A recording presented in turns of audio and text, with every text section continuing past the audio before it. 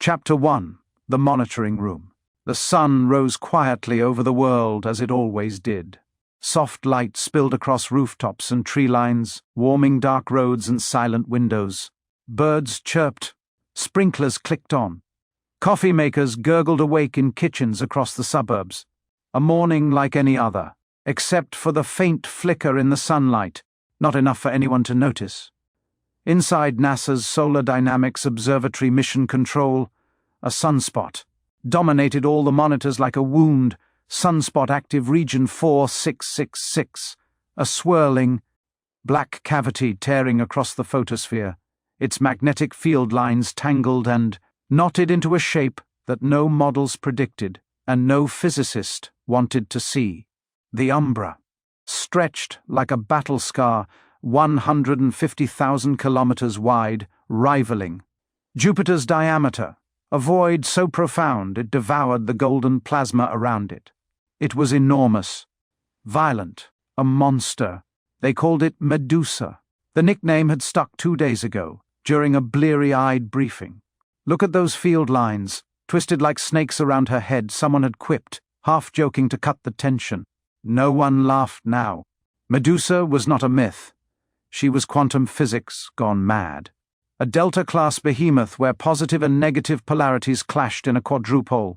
Snarl, magnetic shear angles, spiking like a heart monitor flatlining in reverse. The air was tight, with a quiet, eerie dread. Rows of scientists hunched over their consoles with ghostly white faces locked onto the monitors. The room was still, as if raising their voices might startle the star into doing something worse. Dr. Lena Hart, NASA's senior solar physicist, stood rigid at the central console, arms crossed like a barrier against the data assaulting her. She had tracked sunspots her entire career, through the quiet years. Of Solar Cycle 24, the near misses of July 2012, when a glancing X-class flare had everyone holding their breath for 48 hours, but this one clawed at her differently. It was not the size. She had seen big ones before, like the 2000. And 3 Halloween storms that fried satellites like popcorn. No, Medusa moved with intent, her magnetic flux tubes coiling tighter with each scan, as if the sun's convection zone were birthing something alive and furious. "Give me the latest magnetic reading," she said, her voice sharp enough to cut through the hum like a scalpel.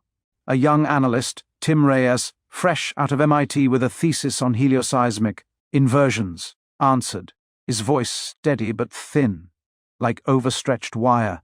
"Delta-class configuration confirmed. Quadrupole complexity increasing.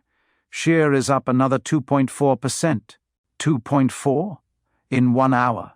Hart snapped, leaning closer to the display.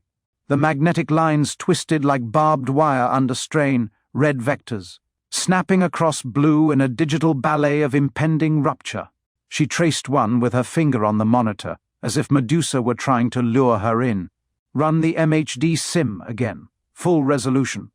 Magnetohydrodynamics, the black art of modeling plasma as a fluid laced with magnetic fury.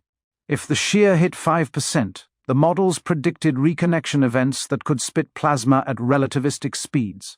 Her silence told her enough. Another voice rose from the spectrograph station. "Lena, you need to see this." Dr. Marcus Hale, SDO's senior helioseismologist, gestured her over without looking up. Hale was a steady man, calm, rational. He had cracked jokes that morning over coffee about the sun throwing. Another tantrum, his laugh easy as he stirred in too much sugar. Recounting a story from his grad school days when a routine flare had knocked out his advisor's ancient laptop mid-grant proposal. "Lesson learned, always back up to floppy," he'd said, earning a ripple of chuckles that now felt like a lifetime ago. Seeing the tension in his jaw now, the way his shoulders hunched like a man bracing. For rain in a lightning storm was worse than anything on the monitors. He pointed at a seismic oscillation plot, waves undulating in precise, predatory rhythm. "You see that?"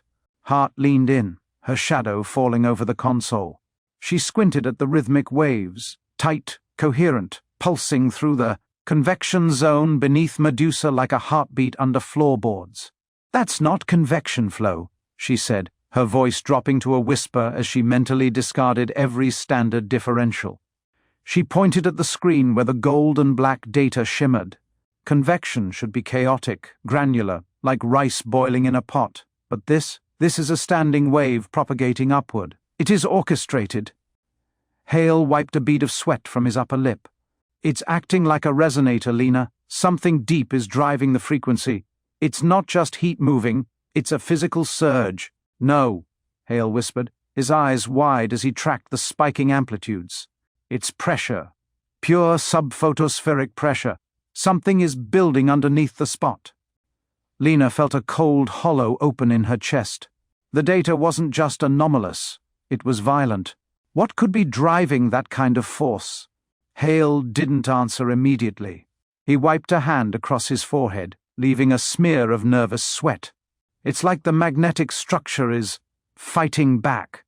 Something beneath the photosphere is heaving upward, and the field lines are acting like a lid that's about to blow.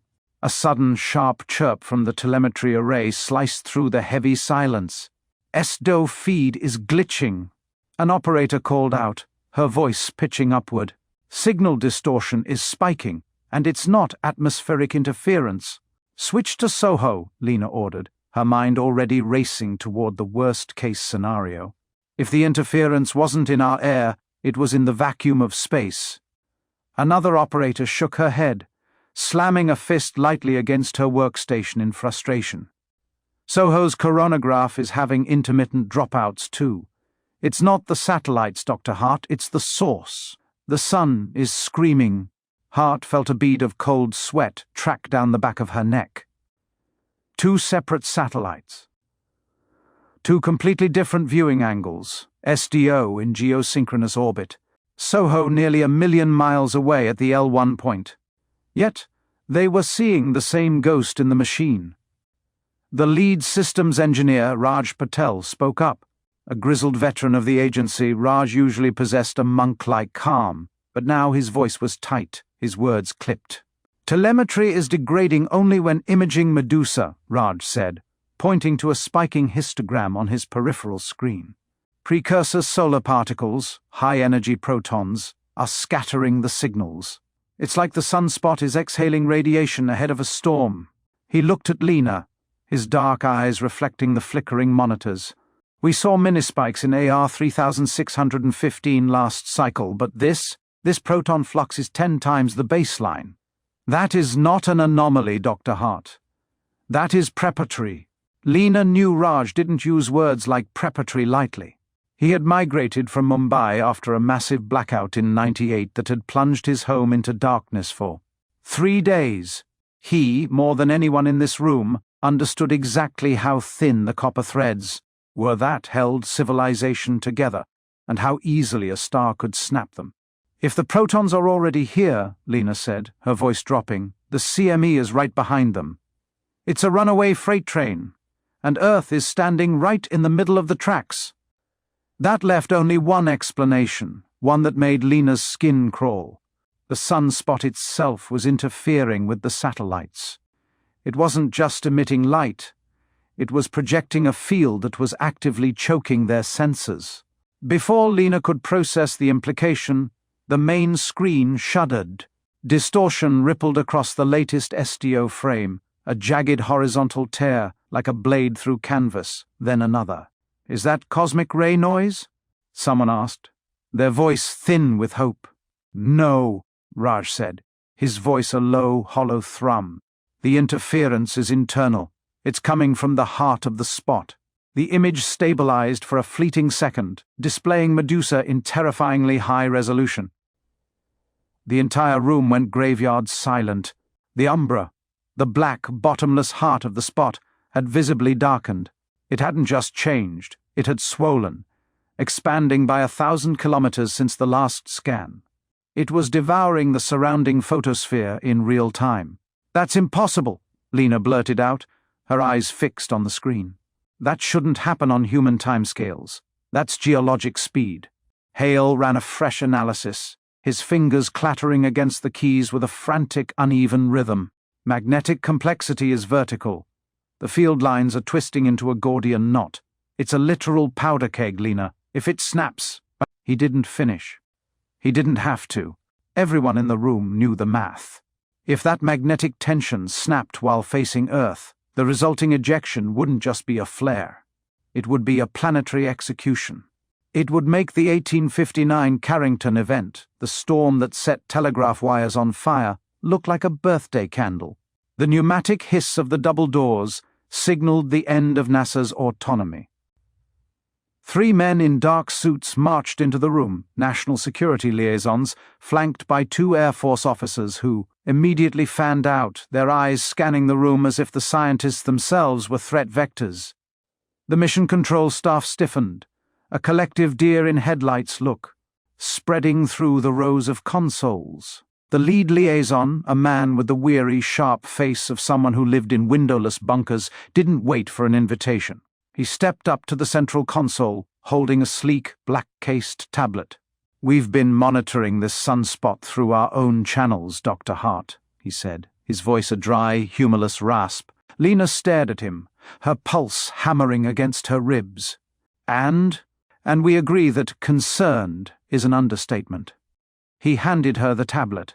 Hart scanned the display. Her breath paused as her mind struggled to process the imagery. This wasn't the sanitized feed NASA shared with the public. It was a raw, high-resolution feed from a classified defense satellite, laced with redacted orbital overlays. The sunspot wasn't just growing, it was screwing itself into the solar surface. She saw a rotational shear pattern, a tightening whirlpool of magnetic lines contorting, under a degree of stress that should have been physically impossible. "Oh my God, it's a vortex," Lena whispered, her eyes tracking the glowing filaments as they braided together. "It's not just a flare. It's building a magnetic cyclone." Hale leaned over her shoulder, his breath hitching. "That's impossible," he murmured. "That level of torsion would require a torque of—" He stopped, his fingers flying. Across his tablet, rerunning the numbers against the new military data, Hart looked up, her face pale. "Hale? Talk to me." He shook his head, eyes fixed on the twisting vortex. "The sub-photospheric magnetic flux is accelerating. It's not just rising, Lena, it's surging. Something deep in the radiative zone is moving upward, and it's dragging the sun's guts with it." The security liaison stepped closer, his shadow falling over the console. "We need probabilities, Doctor, not theories. Give me the worst-case scenario." Hart exhaled, a ragged, unsteady sound. "A flare in the X50+ range is viable, maybe higher." A heavy, suffocating silence followed. Hale added, his voice hollow, "If the magnetic field collapses under that much pressure, we aren't just looking at a flare. We're looking at a CME on the order of a once-in-10,000-year event." The room erupted in a low, panicked murmur, scientists talking over one another as the reality set in. A global grid killer, a total orbital sweep, every satellite we have fried in minutes, an extinction-level vulnerability, someone whispered from the back. Hart ignored them, her eyes locked on Hale's. "How long until Medusa breaks?" Hale looked up at her, and for the first time in their 20 years of working together, she saw genuine, unadulterated terror in his eyes. "It could be hours," he whispered. "Or minutes. The math is breaking, Lena. It's all breaking." Silence consumed the room, heavier than before. On the screen the monster pulsed again, a deep, black convulsion that seemed to suck the light out of the surrounding plasma. The telemetry distorted in a violent burst of static, a digital scream that filled the monitors. It didn't look like a sunspot anymore. It looked like a breach. Like something colossal was clawing at the back of a door, trying to get out. Hart's voice was a ghost of a sound. "God, please save us." And 93 million miles away, Medusa simmered, taunting and waiting. Chapter 2. Solar John goes live. The warning no one wanted to hear didn't come from a press secretary at a podium or a 4-star general on a news crawl. It came from a small bedroom in Meeker, Colorado, reeking of cheap coffee and lukewarm energy drinks. Jonah Merrick sat in the dark. The only light came from three 32-inch 4K monitors that cast a sickly, flickering violet hue across his face. Outside his window, the White River Valley was blanketed in a deceptive, high mountain peace. The jagged peaks of the Flat Tops Wilderness were silhouettes against a star-studded sky, looking as they had for ages. In a town of 2,000 people, the mundane safety of rural America was on full display. Yet Jonah's hands were shaking so hard he had to tuck them under his thighs. On his screens, the sun was screaming in agony. For 10 years, Jonah had built his Solar John brand on being the calm voice in the storm. He was the guy who debunked end-of-the-world clickbait. He was the one who explained to anxious parents that a solar flare was just a beautiful magnetic hiccup, nothing to fear. But as he watched the telemetry coming off the SDO, Solar Dynamics Observatory, servers tonight, the professional skeptic in him died a quiet, sudden death. He hovered his mouse over the start streaming button.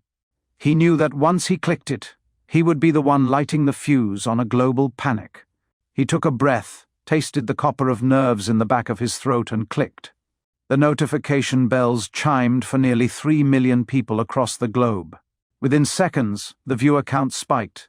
10K, 50K, 150K. "Good evening, folks," or morning, depending on where you are, Jonah began. His voice, usually a steady mountain man baritone, had a rasping edge. To it tonight, the sound of a man who had forgotten to breathe. He didn't play his upbeat intro music. He didn't show his usual coffee and Corona logo. He just leaned into the camera, his eyes bloodshot and wide. "I wasn't planning to go live tonight. I was planning to sleep.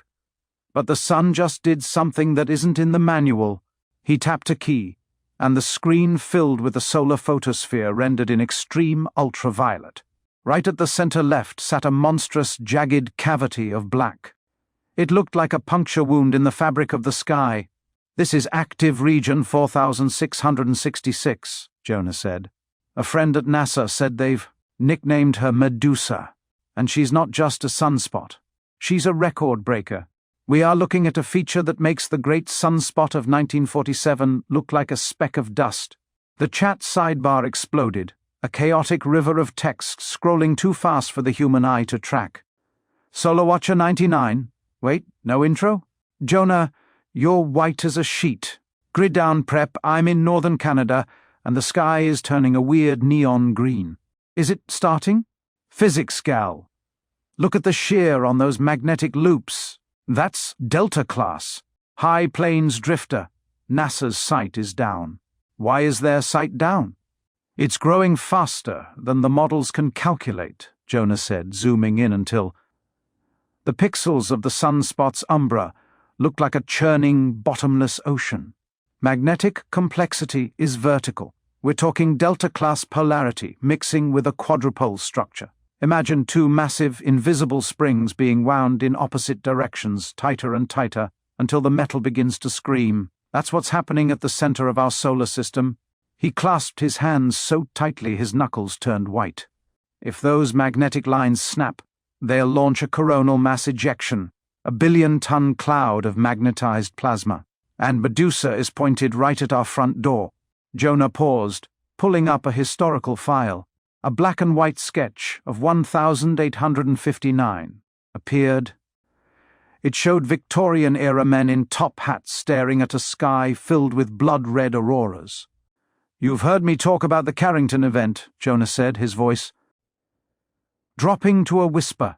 In 1859, a solar storm hit an Earth that had no power grid, no satellites, no microchips, and yet it was so powerful that telegraph wires melted. It shocked operators unconscious. In some stations, the paper caught fire from the sheer electricity surging through the lines. People in the Caribbean thought the world was ending because the aurora was so bright they could read the newspaper in the middle of the night. He shifted the slide to a photo of a modern high-voltage transformer. Now, translate that to 2025. We live in a world wrapped in a delicate web of copper and silicon. A Carrington-class CME wouldn't just give us pretty lights. It would induce Massive. Currents in our long-distance power lines. It would blow the EHV transformers, the big ones, the ones that take 2 years to manufacture and require specialized ships to transport. He leaned forward until his face filled the frame, his features distorted by the wide-angle lens and the harsh, flickering glow of the data. We aren't talking about a blackout that lasts a weekend or a blown transformer. Down the street, Jonah said, his voice dropping to a gravelly whisper. We're talking about a global technology reset back to the 1800s. No internet to call for help, no GPS to guide the trucks carrying food, no social media to see if your family is okay. It will be the biggest disaster humanity has ever faced without a shot being fired or an asteroid hitting the dirt. He stared into the lens, his eyes dark with the weight of it. The 21st century is a house of cards, and Medusa is about to huff and puff. Folks, he said, his voice cracking. The SDO and SOHO feeds, the satellites NASA uses to monitor this, just went into safe mode. That only happens during extreme radiation events, but there's no public alert on the NOAA dashboard. The government servers they're flatlining. He highlighted a graph of the proton flux. The line didn't curve, it went straight up, a vertical wall of radiation. This is why I'm live. Because the people who are supposed to tell you this have gone quiet. I don't know if they're being silenced or if they're just in shock. But the data doesn't lie. Something is happening inside Medusa. She's breathing. She's prepping for the big one. The chat was a frantic mess of prayers, questions, and raw panic. Then, the first glitch hit. A jagged streak of violet static tore across Jonah's face. The audio warped, his voice turning into a deep, demonic mechanical growl for a split second before snapping back. Jonah blinked, looking at his own preview window in confusion. I don't know what that was, he stammered. My hardware is shielded. That shouldn't be happening. Another glitch. This time, the entire image of the sun shifted, colors inverting into a nauseating neon pink. The rhythmic thrumming began, a low-frequency vibration that seemed to come from the speakers, but felt like it was vibrating in the viewer's own skull. Listen to me, Jonah said, his eyes wide with a realization that transcended science. If this stream cuts out, do not wait for a news report. Don't wait for a text message that might never come. Call your family. Fill your tubs with water. Get off the road. His screen dissolved into a sea of jagged pixels. Digital rot devoured the image of his room. Stay alert. Stay inf. The stream didn't just end, it was severed. Inside NASA Mission Control, the atmosphere was no longer one of curiosity, but of grim tactical preparation. There was no screaming, only the low, urgent murmurs of scientists and soldiers closing down a front line. The HMI instrument is hitting saturation, Raj said, his voice low and steady despite the sweat on his brow. The proton flux is climbing a vertical wall. We've gathered all the telemetry we can get before the sensors go blind. Lena Hart nodded, her face set in a hard mask of professional focus. She grabbed her encrypted drive and a thick folder of Dr. Voss's original. Handwritten notes, the ones everyone had called madness until an hour ago. The lead liaison checked his watch. The movement was clinical, precise. Dr. Hart, Dr. Hale, we have a window. If we leave now, we can be under the West Wing before the first ionization wave hits the upper atmosphere. We're ready, Lena said, glancing one last time at the wall of monitors. Medusa sat there, a silent black eye. A massive magnetic flux rope was lifting off the surface, a trillion-ton bridge of fire bowing toward the void. It wasn't an explosion yet. It was a deep, indrawn breath. Hale, get the spectrographic analysis. Raj, keep the backup servers slaved to the secure military line at Raven Rock, the liaison ordered. He turned to the Air Force officers standing by the door. Secure the room. Nobody in or out until we return from the White House. It wasn't a panicked flight, it was a transition of command. The Air Force officers moved with efficient speed, seizing the primary hard drives and slamming them into lead-lined transport cases.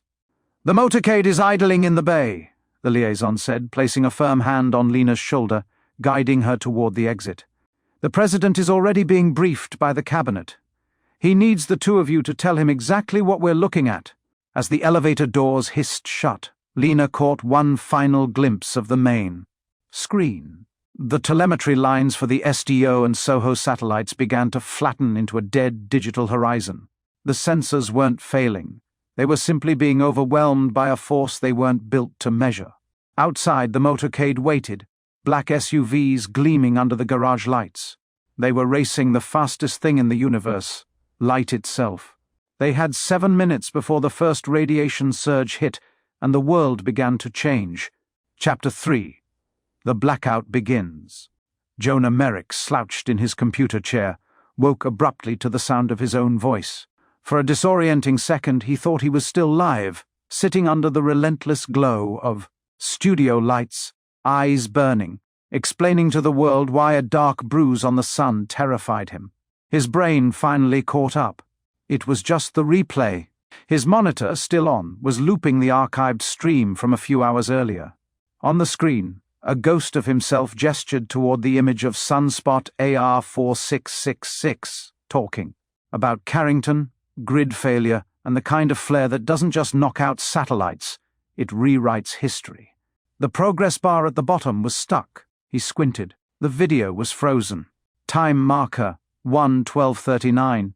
Play light. Still on. Motion, none. Jonah scowled and tapped the mouse. Nothing. The cursor moved, but the video refused to respond. No pause, no scrub, no controls. Just a frozen frame of his own serious face. He backed out to his channel. The replay thumbnail was still there. Emergency. Stream. Sunspot 4666 and the Carrington threat. But underneath, where the view count usually sat, was a grey bar, processing. This video may be temporarily unavailable. He checked the time. It had been 4 hours since the stream ended. Processing didn't take 4 hours. A knot formed in his stomach. He clicked again anyway. Same frozen frame, same stuck timestamp, same silence. For the first time in a long time, Jonah felt something like stage fright, except there was no stage and no audience. Just him, the stale smell of coffee, and the hum of his computer fan. He opened a new tab and typed the address for NASA's SDO data portal. The page took longer than usual to load. Then, service unavailable. He clicked refresh. Same result. He tried the SDO latest image endpoint directly, the one every hobbyist and amateur space nerd knew by heart. "This site is down for maintenance. We apologize for the inconvenience." He leaned back slowly.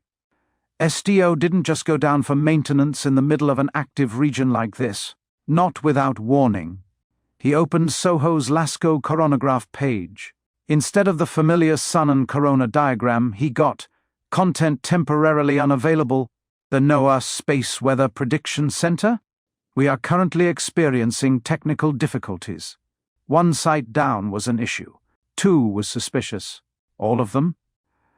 Jonah's gut turned to stone.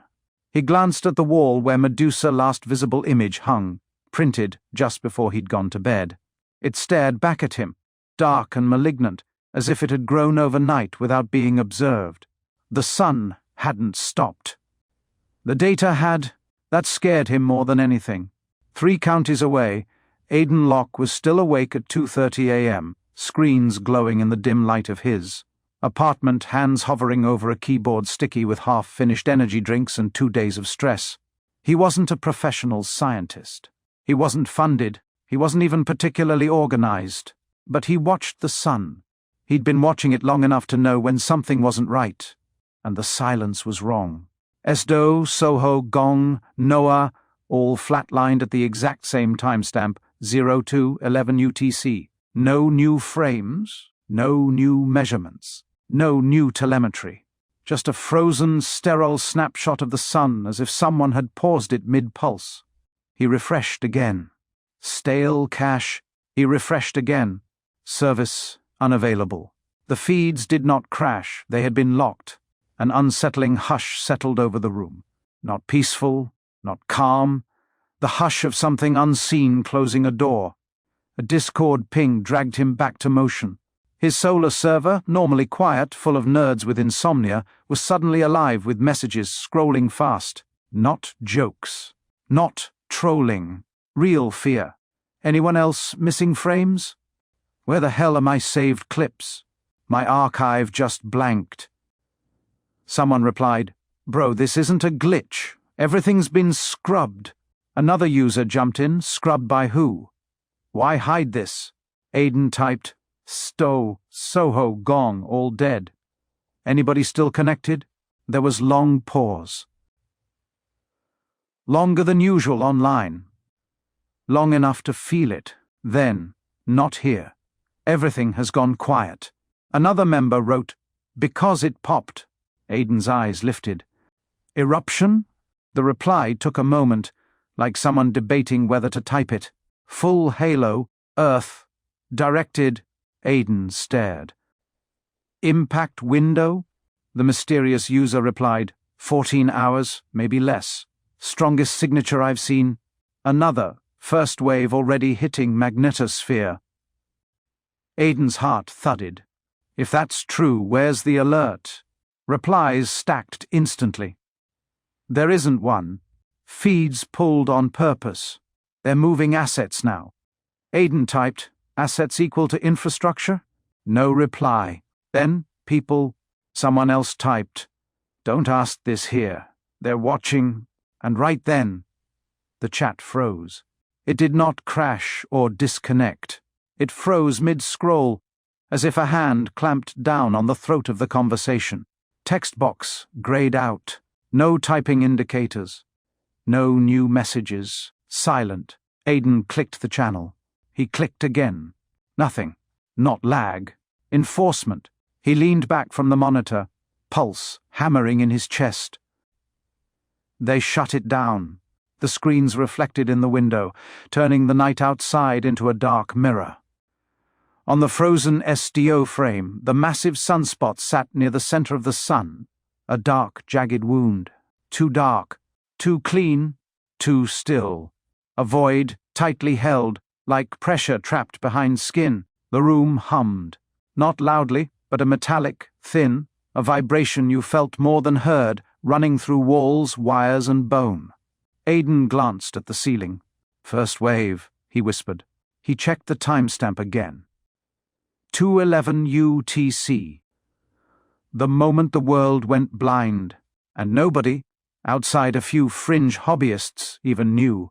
He stared at the frozen sun long enough for his eyes to ache. It wasn't dead. It was waiting. He had the sudden, absurd urge to speak to it, to ask, "What are you?" Instead, he reached for his phone. Not because he knew what to say, but because he knew who wouldn't say anything now. NASA. NOAA. The government. Anyone with authority. If the eruption was real, and the feeds were pulled, the warning would never come. At least, not before the lights went out. He typed slowly, fingers unsteady. "Jonah, call me." A rooftop AC unit kicked on outside, an ordinary sound on an ordinary street. But the air felt different. Charged. Predatory. Aiden stared at the frozen image of Medusa again. "You're already here." And somewhere in the silence between circuits and bone, the sun kept boiling toward them. Chapter 4. The Briefing. The West Wing hummed with a quiet, sickened energy. A low, vibrating tension that only appeared when something truly terrible was unfolding behind closed doors. Staffers whispered. Phones buzzed non-stop. Security officers stood a little straighter than usual, eyes distant as though listening for an alarm no one had sounded yet. In the Situation Room, the atmosphere was colder. President Morgan Hale sat at the head of the table, hands folded tightly. Opposite him sat the Vice President, the Joint Chiefs, the Secretary of Homeland Security, FEMA's Director, and the Secretary of Energy. Screens lined the walls, showing suspended NASA telemetry, half-loaded solar, images, and frozen frames of Medusa, each one more ominous than the last. Dr. Lena Hart and Dr. Marcus Hale entered, escorted by 2 Air Force officers. Lena carried a small black case. Marcus clutched a tablet under his arm like a lifeline. The president didn't waste time. "Doctors," he said, his voice razor-sharp, "we need to know what we are dealing with. Now." Lena sat. Her voice was steady, but her eyes betrayed her exhaustion. "Mr. President, Medusa is the largest and most unstable sunspot ever recorded. Its subsurface pressure is rising at an unprecedented rate. We believe it is preparing for a rupture event." The Secretary of Defense leaned forward. "A flare?" Lena shook her head. "A super flare." Marcus placed the tablet on the table, its screen displaying a seismic pressure map. "This," he said, tapping the core of the sunspot, "is a magnetic flux rope tens of thousands of kilometers deep. It is compressing, twisting, and it is rising faster than any model can calculate." The Secretary of Energy paled. "If it erupts—" "It will," Lena interrupted. Silence fell like a physical weight. President Hale exhaled slowly. "What's the worst-case scenario?" Marcus swallowed hard. "If the flare is large enough and Earth-directed, we're looking at a geomagnetic storm exceeding the Carrington event by an order of magnitude." FEMA's director stiffened. "How long would the grid be down?" Lena didn't blink. Months, years in some regions, possibly decades. A low murmur rippled through the room. The Air Force chief asked quietly, "And when do we expect this eruption?" Lena opened the black case. Inside was a portable SDO telemetry receiver, a secure version with limited access. Still receiving what little unfiltered data slipped through the blackout, she connected it to the main screen. "We've been monitoring the flux rope's acceleration. The rupture threshold is—" The screen flickered. For a moment, there was nothing. Then, a single real-time magnetogram frame snapped into focus. Sunspot 4666 looked wrong. It was no longer a defined sunspot, but a churning black maw, as if the photosphere had collapsed inward. Marcus stared. Oh God! A bright ring formed around the dark core, an intense blinding ring of magnetic reconnection light. The President leaned forward. "What is that?" "Breakout," Lena whispered. The room erupted. "This is it. It's erupting? Can we predict?" Then the screen went white, a solid block of blinding, luminous white. A pressure alert followed, so violent it shook the speakers. "Seismic rupture detected. Magnetic breakout initiated." Lena's heart stopped. "It's happening." A second image forced its way onto the screen, distorted, crackling telemetry, struggling to keep up. A shockwave of light blasted outward from the ruptured sunspot. Not a flare. A wall of plasma. A firestorm. A solar tsunami of unimaginable scale. "That's not an X-class," Marcus murmured, breathless. His voice crackled. "Oh my God, it's off the charts." President Hale stood. "What is the classification?" Lena spoke in disbelief. "I can't tell. It blew out the sensors. Just give us a damn number." The Secretary of Defense shouted. Lena turned slowly. Her voice came out hollow. "Mr. President, this is beyond X100. We're estimating, based on what little data we have, this could be an X500 to plus level eruption." No one spoke. No one could. The entire Situation Room felt as if it had tilted. "That's the largest solar eruption in human history," Marcus trembled. "Possibly in the last 14,000 years. FEMA's director asked in dismay, "How long until impact?" Lena stared at the timestamp. The telemetry shuttered again as SDO struggled to maintain its observation. Then, a CME bloomed into view, a massive boiling mass of plasma and magnetic fields expanding into space like an ocean of fire. The shock front bowled outward so fast that Lena flinched. Marcus checked the calculation and froze. "Dear God." The President turned to him. "Dr. Hale?" Marcus lifted his eyes.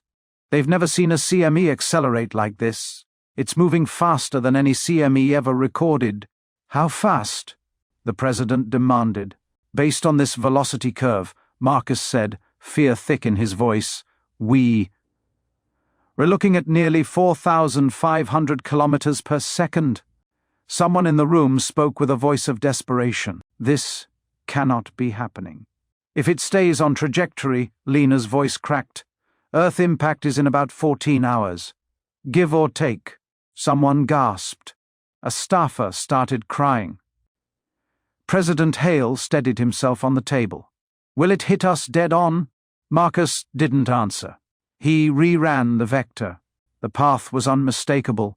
Straight at Earth. No glancing blows.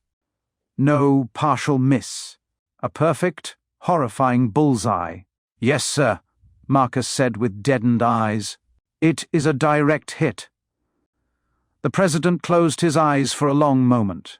Then he spoke quietly. "What does that mean for us? For the grid?" Lena inhaled shakily. "It means the world as we know it will go dark. Globally. Simultaneously, all satellites will fail. The entire power grid will collapse. Navigation, communication, manufacturing. They will all be gone." She steadied herself. 14 hours from now, modern civilization is over. The room dissolved into chaos. The vice president demanded immediate bunker activation. FEMA began reciting protocols for the continuity of government. The president remained still, as if frozen. Then he turned to Lena. "Is there anything we can do?" Her throat tightened. "The storm is already coming, sir." He nodded, not in acceptance, but in disbelief. The room's lights dimmed as the screen refreshed once more. The CME filled the display, a monstrous, expanding halo of fire rushing outward, consuming everything in its path. A silent apocalypse crossing the void. "It's the end of the satellite age," Lena whispered into the quiet. The president whispered back. "And the beginning of something else." 14 hours, and then the lights would go out. Everywhere. Chapter 5. The list. The notifications went out quietly. No alarms, no emergency broadcasts, no red banners flashing across screens. Just a message, delivered through channels most people didn't even know existed. Encrypted phones vibrated.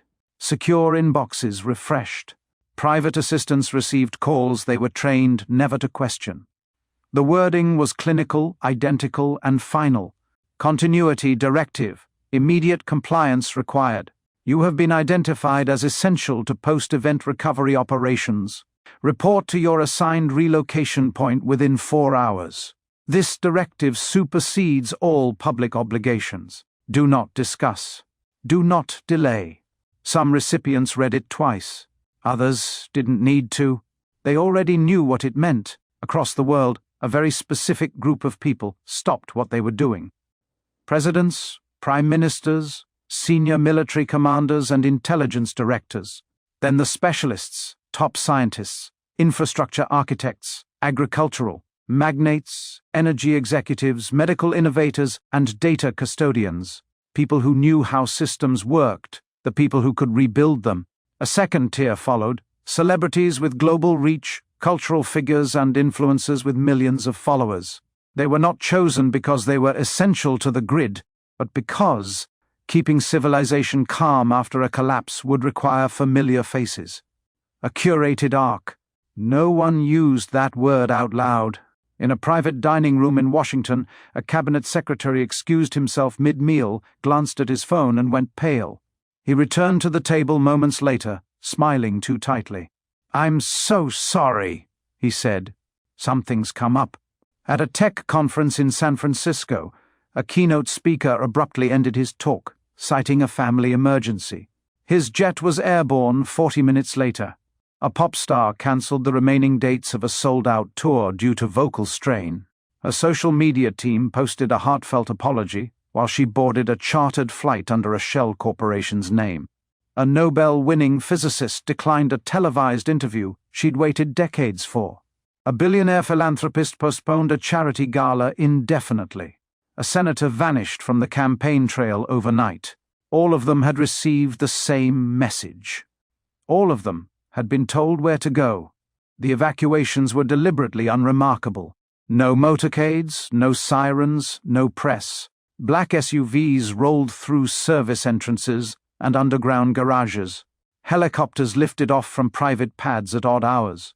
Planes filed routine flight plans to forgettable destinations, rural airstrips, military-adjacent fields, and remote industrial facilities. Places with doors that opened downward. Inside the vehicles, phones were surrendered and assistants were dismissed. Some evacuees asked questions. How long will we be gone? Is this a drill? Are we in danger? The answers were always the same: you'll be briefed on arrival. This is precautionary. You're safer if you don't know. A few protested. They were reminded, politely, that compliance was not optional. By morning, the cancellations began to ripple outward. A world leaders' summit was postponed due to unexpected security concerns. Multiple heads of state cancelled. Appearances citing health reasons. Press secretaries worked overtime crafting excuses that sounded boring enough. To avoid investigation, family emergencies, scheduling conflicts, fatigue, anything except the truth, because the truth would have raised questions and questions would have led to panic. In Hollywood, production halted across several major studios within hours of one another. Insurance issues, union complications, weather delays. Behind the scenes, manifests were checked, biometric scans verified, and bunker assignments confirmed. In Silicon Valley, executives quietly handed interim control to deputies who didn't know why. No one said the words solar storm. No one said extinction-level event. But everyone on the list understood. Aiden noticed the pattern before he understood the scale. He stared at a wall of news alerts. Cancellations, postponements, absences. Too many, too clustered, too synchronized. This isn't coincidence, he whispered. Solar data frozen, officials vanishing, events collapsing inward. Something massive was happening, and it wasn't meant for everyone. Jonah watched a late-night news show stumble through an empty guest list. Unfortunately, our scheduled guest couldn't make it tonight. He muted the television. They're choosing who survives, he said to the empty room.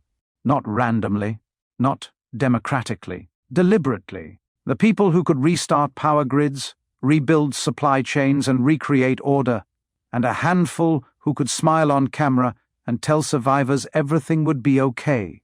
By nightfall, most of the chosen were underground, sealed behind steel and concrete, surrounded by supplies, power, and silence. Above them, the world carried on. Politicians apologized. Celebrities promised updates. News anchors reassured viewers. Nobody said goodbye. Nobody sounded an alarm. Because the most important evacuation in human history was never meant to be noticed. It was meant to look like an inconvenience, and by the time the rest of the world realized what had happened, the doors would already be closed shut. Chapter 6. The First Wave. Jonah sat in his dim studio, his phone pressed to his ear, pacing the floor like a man waiting for a verdict. Aiden's voice crackled through the line, nervous and clipped. You're sure this is real-time suppression and not a coincidence? Aiden, Jonah whispered. All public solar feeds went down within minutes. My emergency stream was frozen during peak viewership. And now? You're telling me someone inside confirms the CME is coming? Silence. Aiden didn't argue. And, Jonah added, NASA still hasn't posted an alert in hours. Aiden inhaled sharply. I know. They're trying to bury it. They're hiding it, Jonah corrected. From everyone. Aiden lowered his voice. We need to warn people immediately. Jonah stopped pacing. We can't rely on YouTube. They've cut my live stream ability. Everything goes through AI filters now, and they'll kill the signal fast. Then we go old school, Aiden said, his heart pounding. Direct distribution. Peer-to-peer.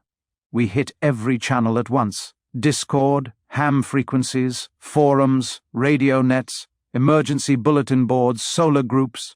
And X, Jonah added. Even if it gets throttled. We broadcast everywhere, Aiden agreed. At the same time, Jonah nodded, though Aiden couldn't see it. How long do we have? Aiden checked the clock. 13 hours, maybe less if the shock front accelerates. Jonah closed his eyes. Then we start. Across the world, the first wave of the CME, a precursor particle storm, launched ahead of the main blast, slammed into Earth's magnetic shield. No news stations mentioned it. No officials issued warnings. People just noticed things. Strange things. The North Atlantic. Early in the morning, a cargo pilot flying from Iceland to Boston frowned at his console. Tower, this is Cargo United 21. Any reports of magnetic interference in this area? Static grumbled across the radio. The magnetic compass swung 30 degrees left.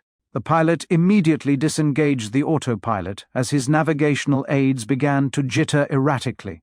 "What the hell is going on?" he muttered. He switched to the emergency backup. Systems. The result was the same. The backup compass was parroting the main system's error.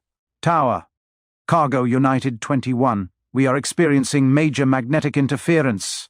Static rang through his headset. The first communication blackout had begun. Northern Canada. It was midnight. A family camping outside Yellowknife pointed at the sky. They had expected auroras, but nothing like this. A shimmering curtain of crimson flickered like a heartbeat. The father laughed nervously. That's brighter than normal, right? But the auroras move too fast, rippling like something alive. One of his daughters whispered, "Dad, it looks like it's coming closer." He swallowed hard. "Girls, pack it up." He didn't know why he said it. Intuition? Perhaps, but they moved. Tokyo. In the mid-afternoon, commuters stared at their smartphones as their maps began to jitter and spin. Rail station operators announced sudden, unexplained signal failures. A businessman grumbled as he checked the time on his phone. Great. I'm going to be late for my interview. Then the clock jumped backward 1 minute. Then forward 2. He powered the phone down and restarted it. Unbelievable, he whispered. But everyone's phones were glitching. Everyone's. Rome. Just after sunrise, the Vatican's shortwave radio, normally quiet at this hour, erupted in a burst of sharp static. A radio technician adjusted the dial, then froze. For half a second, the static gained structure, a deep, low oscillation, a vibration, like a roar. He whispered a prayer, and the radio went dead. Jonah sat at his computer, cracking his knuckles. "Okay, Aiden," he muttered. "Let's see how long we stay online." He began typing a message designed to bypass the filters. "Emergency solar alert. Read and share now. Do not ignore. This is not a drill. A massive CME has erupted from sunspot active region 4666. Biggest in recorded history. Earth impact estimated within 12 to 14 hours. Aiden typed furiously on his end, sending to ham networks now. HF bands, VLF, discords. Every solar group with a pulse. Jonah posted his alert to X, Reddit, his newsletter, his private backup domain, and encrypted Telegram channels. Then he released a short pre-recorded video. "If you're seeing this, it means my normal channels are being restricted.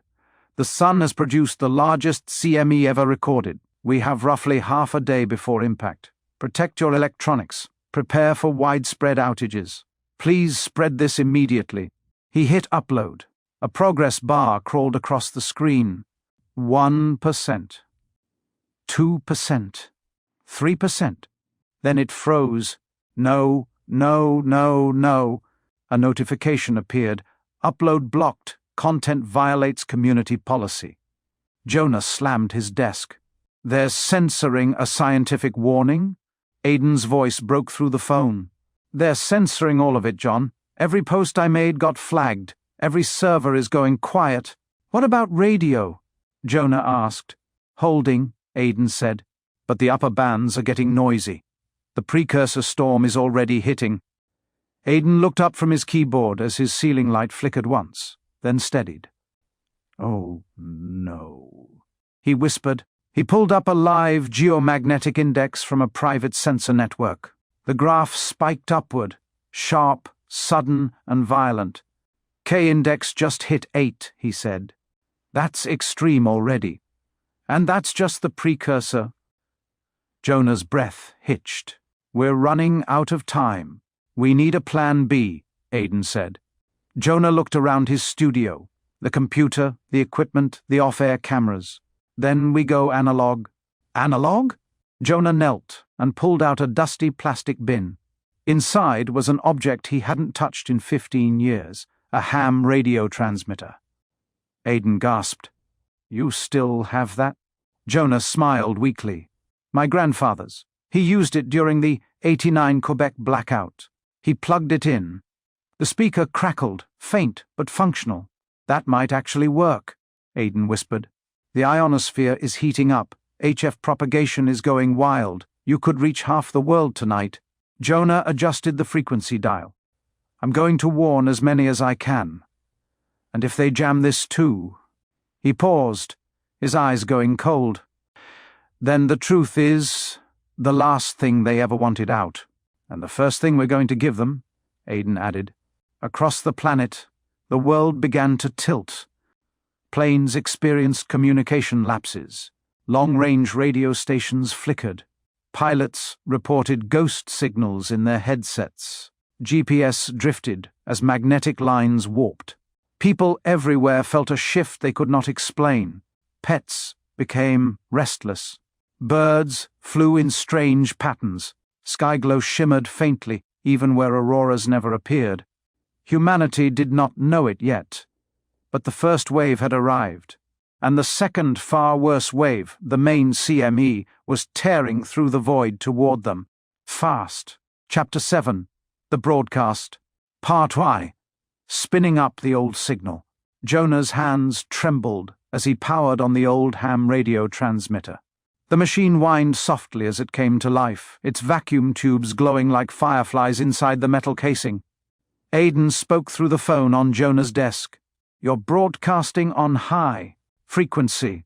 The ionosphere's already reacting. You might be able to hit Europe, maybe even Asia. Jonah adjusted the frequency dial. I'll start on 14.300 megahertz. Aiden nodded. The Maritime Emergency Band. Good choice. Most countries monitor that channel. Jonah inhaled deeply. He hadn't touched a radio mic since he was 18, not since his grandfather had taught him the craft. He flicked the final switch.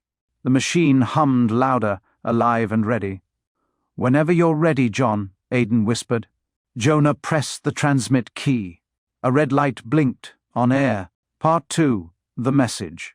Jonah cleared his throat and leaned toward the mic. This is Solar John, broadcasting on 14.300 megahertz. If you can hear me, this is urgent. Please listen. He paused. Static crackled, but he pushed through. This message is for anyone at sea, anyone in the air, anyone with a receiver. A massive solar coronal mass ejection, the largest ever recorded, is already on its way to Earth. More static hissed. The government has not issued a warning. Public data feeds have been shut down, but the CME erupted hours ago from active region 4666. Estimated impact under 12 hours. His voice grew steady and firm. This is not fear-mongering. This is physics. If you can hear me, spread this message, share it, repeat it. We don't have much time. Protect your electronics. Prepare for grid disruption. He paused, then added, Stay safe. Don't panic, but do prepare. He released the key. The red light went dark. John. You did it, Aiden whispered. Jonah exhaled. That's one broadcast. Try another frequency, Aiden urged. A different band. Jonah switched to 7 megahertz, the lower band, better for nighttime propagation. He pressed transmit again. This is Solar John on 7.180 megahertz with an urgent solar weather bulletin. He repeated the message, shorter and sharper this time. Static swallowed his last sentence, but he knew people were hearing it. He could feel it. Part 3. The world listens. Hundreds of miles away, a fisherman off the coast of Nova Scotia froze as Jonah's voice cut through his radio. "What the hell?" His first mate stared. "A CME? That serious?" The fisherman cranked the volume. Static. Then, largest ever recorded, grid failure possible. They looked at each other. "Call the Coast Guard," the fisherman ordered. In a Wyoming truck stop, an amateur radio operator nearly spilled his coffee. "That's Solar John," he muttered. "I've watched his streams." He grabbed his notebook. This isn't normal." He hit transmit and began repeating Jonah's message to every local repeater he could reach. In rural France, a ham operator frowned at his receiver. "Merd. Did he say X-Class 200? He hit the record button. In Japan, a nighttime operator caught the tail end of the warning and immediately rebroadcast it to local frequencies. The message began hopping continents in a chain. Reaction. Propagation was chaotic, but Jonah's voice traveled. Impact within 12 hours. Unprecedented solar event. Prepare. People began posting to localized forums. "Some guy on ham radio says the sun blew up. Anyone confirm? He said SDO is down. Mine isn't loading either. Who's Solar John? Should we trust him?" The wave was starting, but so was another. Part 4. The government responds. In a DC bunker, the Homeland Security Director looked up sharply. "Sir, someone named Solar John is broadcasting unauthorized solar warnings on emergency frequencies." The president looked exhausted. "Block him." The director swallowed. "Sir, it's HF. We can't block it globally." Then shut down his signal. "Sir, it's being rebroadcast. Worldwide." The president slammed his fist on the table. "Then we take him off the air. Fine Jonah Merrick. If necessary, detain him." As the agent strode off, the president rubbed his eyes. "God help us if he causes a panic." Part 5. Jamming. Jonah was in the middle of his fourth broadcast when the interference hit. Mid-sentence, the estimated magnitude exceeds. A deafening burst of static consumed the channel. Jonah reeled back. "What the? John, they're jamming you." Aiden's voice sharpened through the phone. Jonah tried again. "This is Solar John." Bzzz. The static returned, louder. Aiden cursed. "They're using ground-based jammers." Jonah switched frequencies. Instant jamming. He switched again. More static. "They're chasing you," Aiden said. "Every frequency you touch," Jonah growled. "Then we go wideband." He flipped a switch his grandfather had welded in decades ago. It was ancient, inefficient, and barely legal, but it shoved his signal across an entire swath of frequencies at once. The radio hummed viciously. "Oh my God, John, you're going to hit the entire hemisphere," Aiden whispered. Jonah pressed the mic. "This is Solar John. Listen carefully. A massive CMEIS on its way to Earth." Static tried to swallow it. For a moment, it succeeded. Then the signal broke through. A ragged, crackling voice tearing through the noise. "Impact in less than 12 hours. Protect your electronics. Stay." A metal pop sounded from the radio. A shower of sparks flew. Jonah yelped and yanked his hand back as the machine hissed and died. Smoke curled from the chassis. John, what happened?" Aiden shouted. Jonah stared at the burned-out radio. "They fried it," he said quietly. "They actually fried it." Aiden exhaled sharply. "Well, the message is out now. People heard you.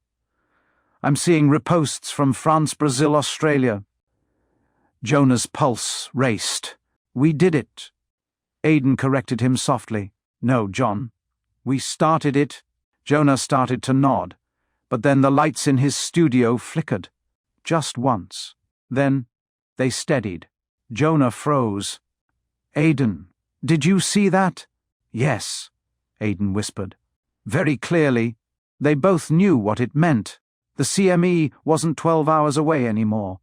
It was sooner, much sooner, and the world was still sleepwalking." Chapter 8. the narrative. When the CME shock front first hit the satellites, the government didn't panic. They executed a plan. It wasn't a plan to warn the public or prepare the grid. It was a plan to control the narrative. By dawn, every major news network, social feed, and aggregator app was seeded with the same curated message: there is no massive solar threat.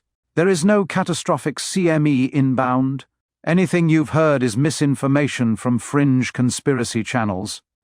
It spread with professional polish. Cable news anchors grinned, reading teleprompters with the slick, dismissive tone usually reserved for celebrity gossip or roadside UFO sightings. "There's a bizarre conspiracy circulating online this morning," one anchor chuckled, claiming the sun is about to unleash a civilization-ending solar flare. Experts say it's nonsense. Screens showed footage of a ring-light-lit influencer shouting dramatically about the end of the world, cleverly spliced with a NASA scientist calmly shaking his head. "This is just social media panic," the scientist said in the edited clip. "The sun is active, yes, but nothing unusual. Certainly nothing dangerous." On another channel, a laughing panel of commentators joked about doomsday. YouTubers chasing clout, comparing the warnings to flat Earth theories and reptilian nonsense. Viewers laughed along. They wanted to. Nobody wants to wake up and learn the universe is trying to kill them. The government played that psychological truth like a violin. On X, promoted posts appeared instantly. Viral hoax alert. Influencers push fake solar storm claims for clicks. Hashtags began trending: sun hoax. Hashtag do not panic. Bots space bro science. Accounts that had repeated Solar John's warning were hammered by botnets and automated replies: fake, fake, fake. Stop spreading panic. Dude, get a job. Memes appeared within hours. A cartoon of a bearded podcaster yelling the sun will kill us all at a cloud. A mock movie poster titled Solar Panic, the Clout-pocalypse. A photoshopped image of an influencer crying while checking their analytics. Laughter spread faster than fear. It always did. Even reputable science outlets, the kind that would normally analyze sunspot data, with surgical precision, published explainers with confident, dismissive titles. No, a massive CME isn't going to destroy civilization. How online grifters turn normal space weather into clickbait. Buried halfway down the articles were bland, soothing quotes from unnamed senior officials. There is no threat to infrastructure, no reason for public concern. Meanwhile, Solar John sat at his kitchen table, phone in hand, watching the coordinated smear unravel in real time. He scrolled through his feeds, jaw tight, as video after video mocked him specifically. Clips from old live streams ripped out of context and spliced with sarcastic captions. He wasn't a whistleblower anymore. He was a punchline. Aidan called him. "What the hell am I looking at?" he asked, his voice flat with disbelief. Jonah barely spoke. "They're burying it," he said, "not with force. With ridicule." Aidan refreshed his feed. "People are posting memes of you panicking over space sun. Someone replied to your warning video with a TikTok audio of a clown horn." Jonah let out a hollow laugh. "If you want to kill a message, you don't censor it. You contaminate it. People trust ridicule more than facts," Aidan said quietly. "It's safe, it's fun, and it makes them feel smart," Jonah added. News alerts continued to pop up. NASA confirms no solar threat. Strange claims debunked. Jonah stared at the glowing screen. He knew those scientists didn't write those quotes. He knew NASA would never publicly contradict the White House during an undisclosed emergency. He knew the system had been mobilized, not to save anyone, but to keep them docile. Aidan's voice shook with anger. "People aren't preparing. They're laughing." "Of course they are," Jonah whispered. "They don't want this to be real." He refreshed a news feed. A pundit smirked into a camera. "These YouTubers are just chasing clicks, folks. Pandering to paranoia. If the sun could destroy the grid, trust me, NASA would tell us." The line hit Jonah like a physical blow. NASA would tell us. That was the core belief. The cornerstone. The lie. A message notification popped up from an unknown number. "Stop. You are making people panic." Then, a second. "Public stability. Ice more important than truth." Jonah closed the notifications. His hands shook. The lights in the apartment flickered, one brief, uneasy pulse, accompanied by the soft groan of current under strain. He felt it in his bones. The universe was not laughing. The universe was arriving. He looked at the screen again, at anchors smirking, pundits snarking, and social feeds mocking. The world wasn't being warned, it was being lulled. Ridiculed, distracted, and entertained. Terror in silence is catastrophic, but terror preceded by denial?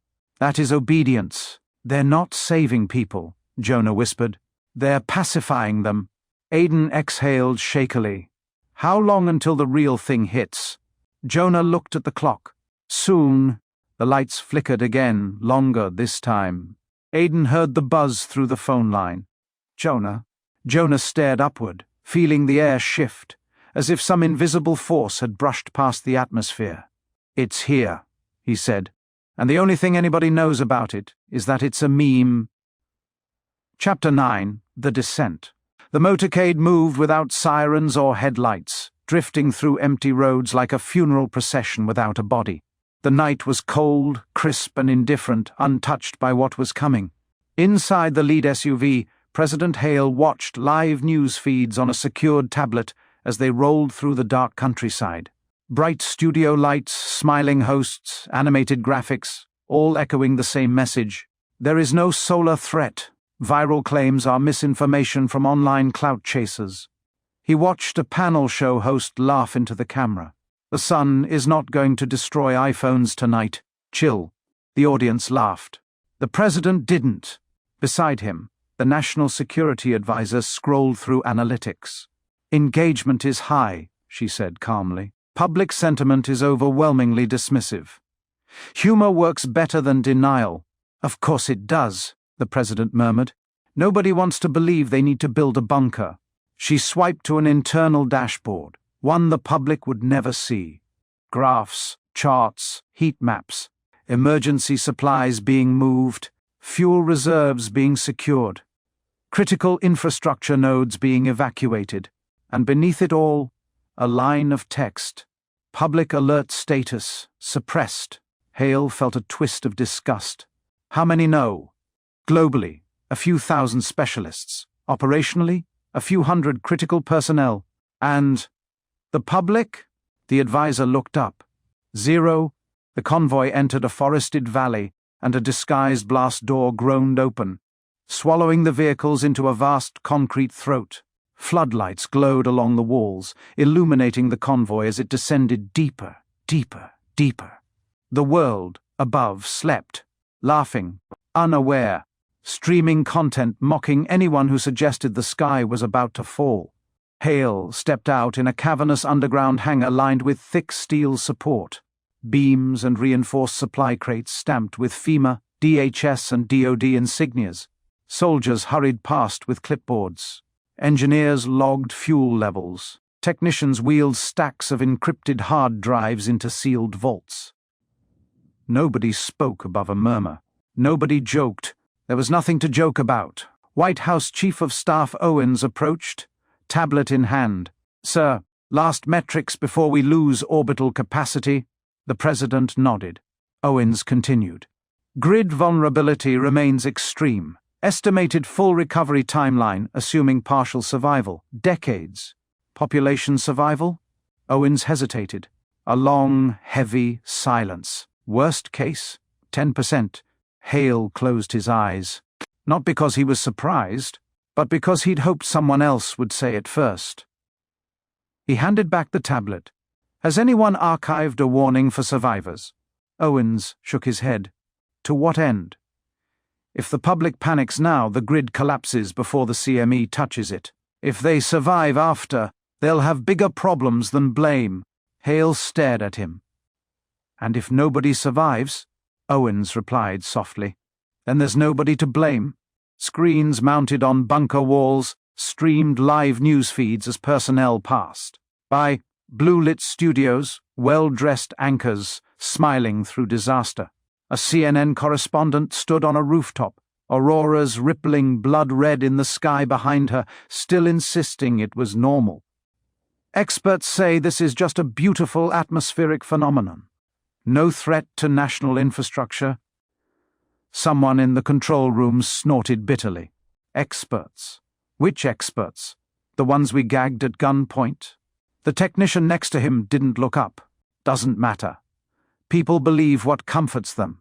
Hale drifted toward a bank of monitors showing curated social media responses. Laughing emojis. Reaction videos. Memes of the sun ending civilization challenge. Comments like, LMAO. Imagine believing a YouTuber over NASA, the president whispered. They're joking through their own funeral.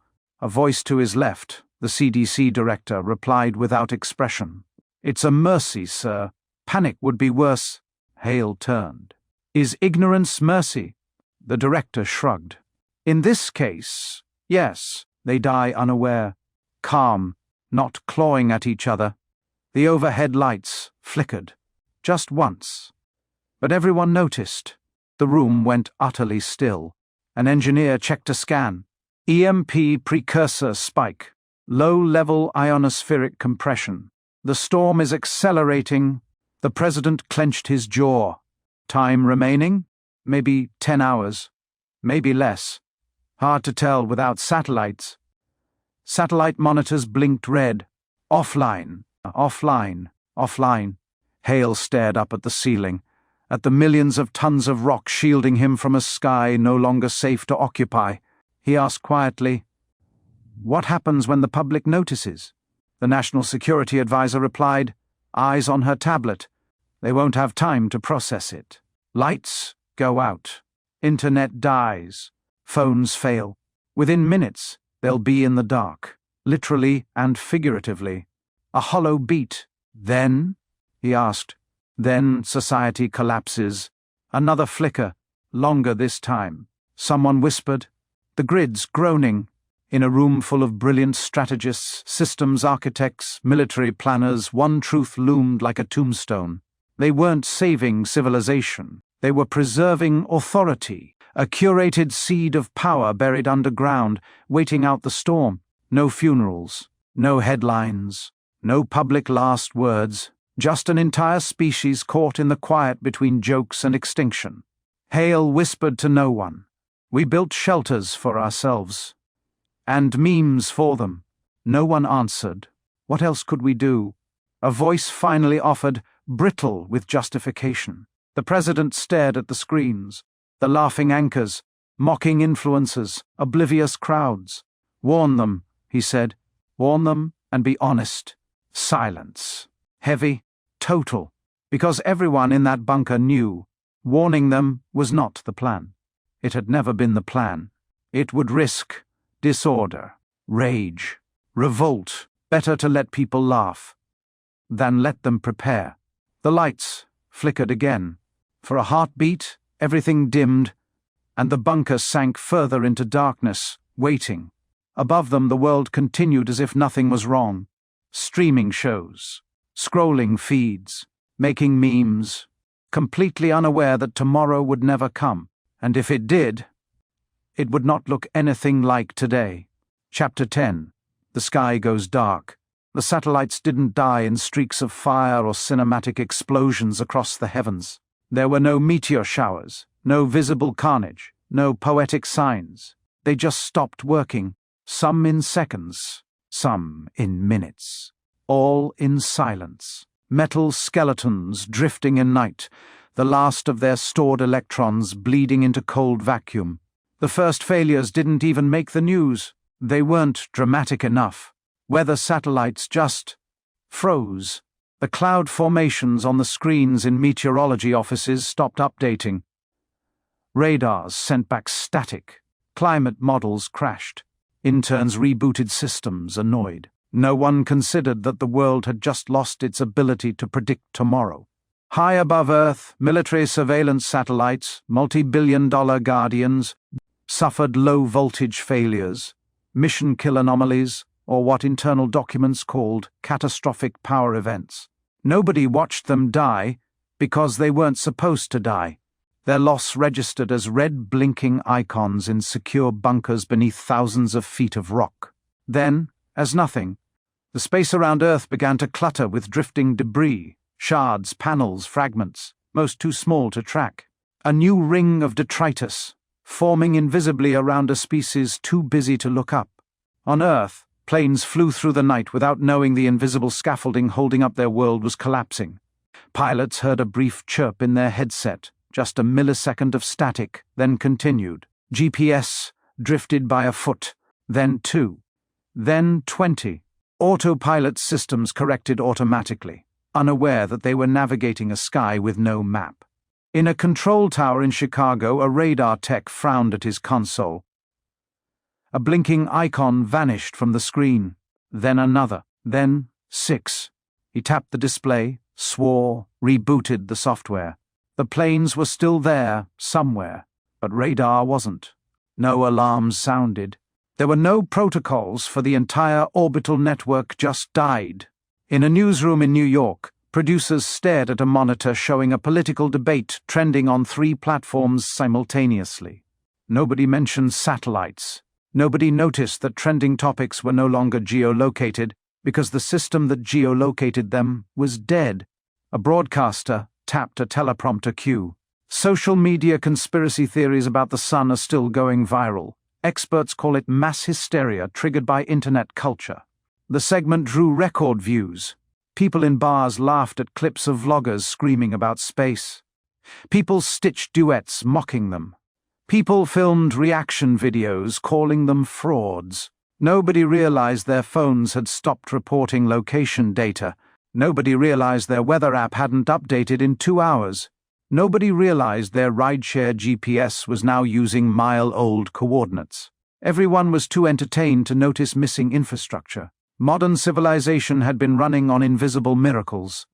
And invisible miracles don't get funerals when they die. In the White House bunker, the president watched a live satellite map disintegrate. First icons blinked slower, then froze, then vanished. Row after row, blink, gone. Blink, gone. Blink, gone. Like lights going out across a continent at night. The room made no sound except quiet exhalations, a soft cough, the click of keys. A general said, "Orbital surveillance is offline." Another, "GPS constellations non-functional." A third, "Comm satellites disrupted beyond operational capacity." The president stared at the blank screens. So, that's it? A single word, reply. "Yes, sir." Not terrified, not emotional, just acknowledging a fact that would never be broadcast. The world above was blind now, and nobody had eyes to see it. Thousands of miles away, Jonah sat in his living room, watching social feeds flood with memes about him. A cartoon of him screaming into a microphone. A deep fake of him crying while being hit with pies. A TikTok audio mocking doomsday influencers. Hundreds of thousands of shares. Millions of views. He refreshed his weather app. No data. He refreshed again. Still no data. He swallowed. Softly. Because he knew enough to notice the silence. He opened Twitter and typed, "Anyone else getting GPS weirdness? Weather apps dead?" Replies came immediately. "Bro, stop LARPing. No one cares about your solar fanfic. Take your meds. Touch grass, LOL. One user posted a gif of a clown honking a horn. Hundreds of likes. Jonah sat back, eyes burning. The world wasn't afraid. The world was entertained. Satellites were falling dark overhead, aviation running blind, weather, systems collapsing, navigation drifting, comm networks fragmenting, and millions of people were laughing at a joke they didn't understand. No system went down with a scream. It all went down with a shrug. In a darkened bunker, a technician looked at his dead monitor and whispered, "We just lost the sky." Above ground, a teenager argued in the comments of a meme, "LOL, Satellites can't just disappear. That's not how physics works. Someone replied, real scientists say everything's fine. Someone else, NASA confirmed it's fake news. Someone else, grow up. Someone else, LMAO. Imagine believing a YouTuber over experts. Jonah stared at the screen. His lights flickered. Once, twice, longer than before. The apartment hummed with the faint, unsettling vibration of stressed current.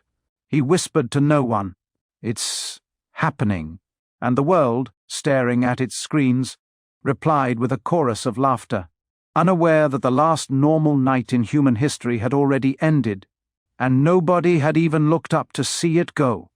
Chapter 11. When the clocks broke. The first thing to die wasn't money. It was time. At 9:28 a.m. UTC, Bitcoin's global hash rate dipped for the first time in its recorded history without a corresponding price movement. Analysts noticed it immediately, though none of them understood what they were seeing. At 9:31, it dropped again. At 9:33, it fell off a cliff. Mining dashboards across the world refreshed with numbers that made no sense. Hash power vanishing in synchronized waves. Entire mining pools blinking offline as if someone were pulling plugs continent by continent. In Iceland, a data center supervisor stared at his console in disbelief. Rows of ASICs still roared, fans screaming, LEDs blinking green. But the hash submissions weren't validating. "Why aren't we sinking?" he shouted over the mechanical howl. A technician yelled back, panic rising. "Time drift. We're off by milliseconds. No, seconds."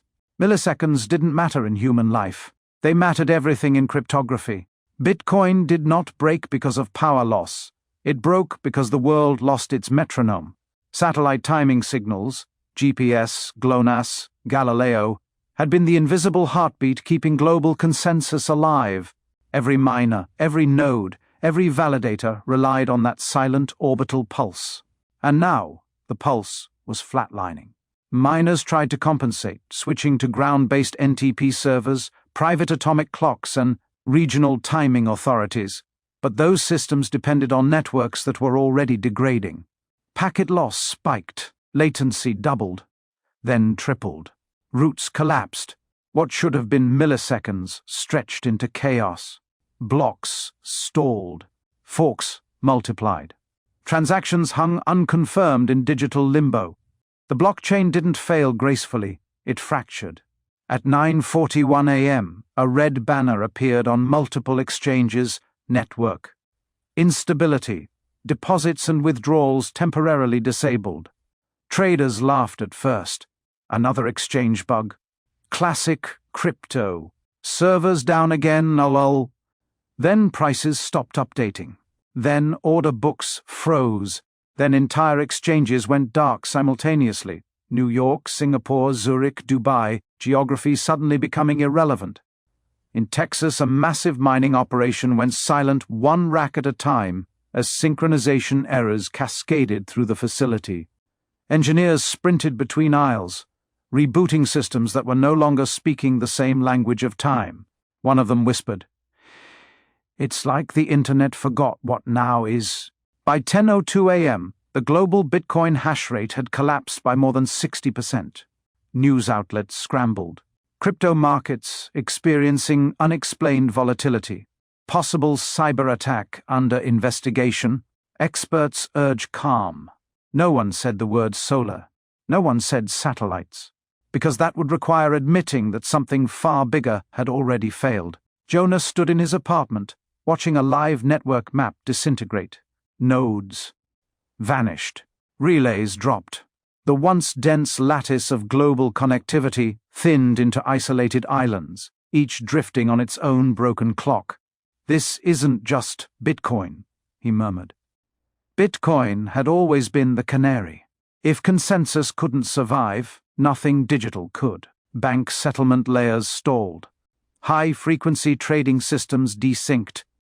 Clearing houses halted operations out of caution. Payment processors fell back to offline modes that had never been tested at scale. ATMs across multiple cities flashed the same error, temporarily unavailable. Not hacked, not robbed, just untethered from time. By noon, the ground-based network began collapsing exponentially. Fiber links rerouted endlessly, chasing nodes that no longer agreed on timestamps. Data centers argued with one another over which packet arrived first. Authentication failed. Security certificates expired all at once. The internet didn't shut off. It argued itself to death. In a server room outside Frankfurt, a network engineer watched his monitoring screen turn into a storm of red alerts. "We're losing BGP coherence," he said flatly. His supervisor swallowed. That's not possible. It is when the clocks are wrong." On social media, the mood shifted. Not to panic, but to a heavy, sluggish confusion. Why is everything lagging? Anyone else's apps broken? Is this a global outage? Did someone nuke the internet? Memes slowed. Live streams stuttered. Comments posted out of order. Even the mockery was desynchronized. Deep underground, the president watched the financial world unravel faster than any model had predicted. The Treasury Secretary spoke quietly, her voice tight. "Sir, Bitcoin wasn't just an asset. It was a timing-dependent global system." The president nodded. "Now, the Secretary said, we've confirmed that if consensus systems fail, trust-based systems follow. How long until the grid?" the president asked. The answer came without hesitation. Hours. At 12:47 p.m., Bitcoin's difficulty adjustment logic failed. The network stalled completely. No new blocks, no confirmations, just a silent, frozen ledger, an immutable record of a world that had just slipped out of alignment with reality. Jonah closed his laptop. He didn't need to watch anymore. The most resilient, decentralized system humanity had ever built had just collapsed without a single bomb, bullet, or hacker. All it took was the sun stealing time from the sky. He whispered, "This is the part where people realize it's real." Outside, sirens wailed, not for crime, not for war, but for systems that no longer knew when they were supposed to work. The digital world had lost its pulse, and once time died, everything built upon it followed. Chapter 12. The Official Story. The statement was released simultaneously in every major language. From deep, underground facilities scattered across continents, the world's governments spoke, with one voice, coordinated down to the phrasing, cadence, and emotional tone. The message was simple, comforting, and false. Recent global disruptions are the result of coordinated malicious activity carried out by grifters, conspiracy, theorists, cybercriminals, terrorist networks, anarchist collectives, and state-sponsored hackers. The words rolled smoothly off teleprompters, delivered by calm faces in tailored suits and familiar uniforms. There is no natural or extraterrestrial threat to Earth.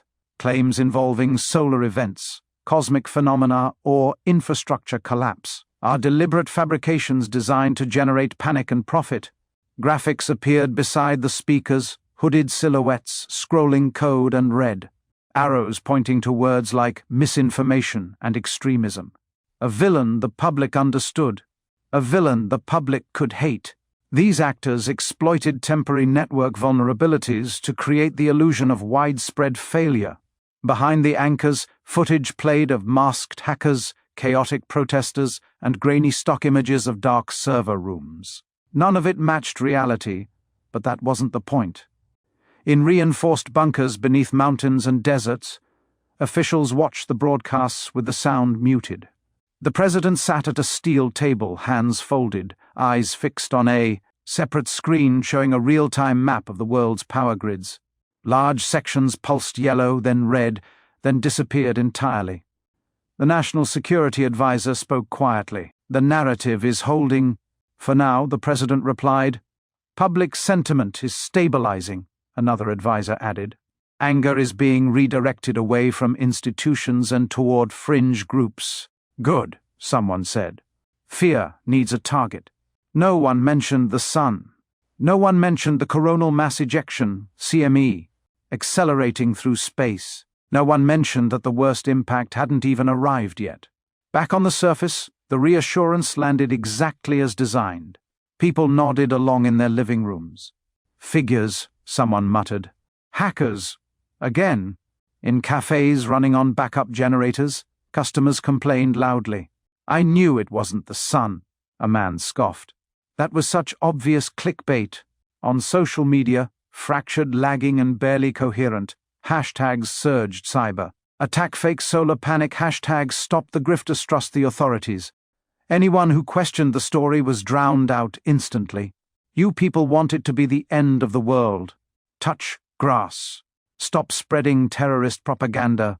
Solar John's name appeared again, but this time paired with harsher language. He was no longer just a joke, he was a threat. Investigate these influencers. Hold them accountable. This is digital terrorism. Jonas stared at his phone, unreadable messages piling up. They didn't just discredit us, he said quietly. They criminalized us. The most important part of the statement came last. It was delivered gently, almost kindly. Government agencies and international partners confirm that systems are stabilizing. Power, financial services, and communications will return to normal within the next 24 hours. 24 hours, a number people could hold on to. A number that implied control. A number that promised an end. In the bunker, an economist let out a short, humorless breath. 24 hours? We won't have a functional grid in 24 days. A scientist whispered. The magnetosphere is already compromised. The main CME hasn't even hit. The president didn't react. He stared at the countdown clock on a classified screen. Impact window, less than 8 hours. He knew the truth. They all did. There would be no stabilization, no normalization, no tomorrow that looked like yesterday. But admitting that would shatter the last thing holding society together, belief. On television, a smiling anchor concluded the broadcast. We urge citizens to remain calm, avoid spreading unverified information, and trust official sources. Everything is under control. The feed glitched briefly. The smile froze, then resumed. In a dark apartment, Jonah shut the TV off. They're buying time. Aiden's voice came through the phone, thin with static. They don't need people calm forever, just until the systems fail so completely that explanations don't matter anymore. Outside, transformers hummed under the strain. Some failed, some exploded. Emergency sirens wailed in distant neighborhoods, but the official story remained intact. Hackers, terrorists, anarchists, liars, anyone but the sun. Deep underground, the world's leaders settled into their bunkers, confident the lie would hold long enough. They had framed a collapse as sabotage. They had promised recovery.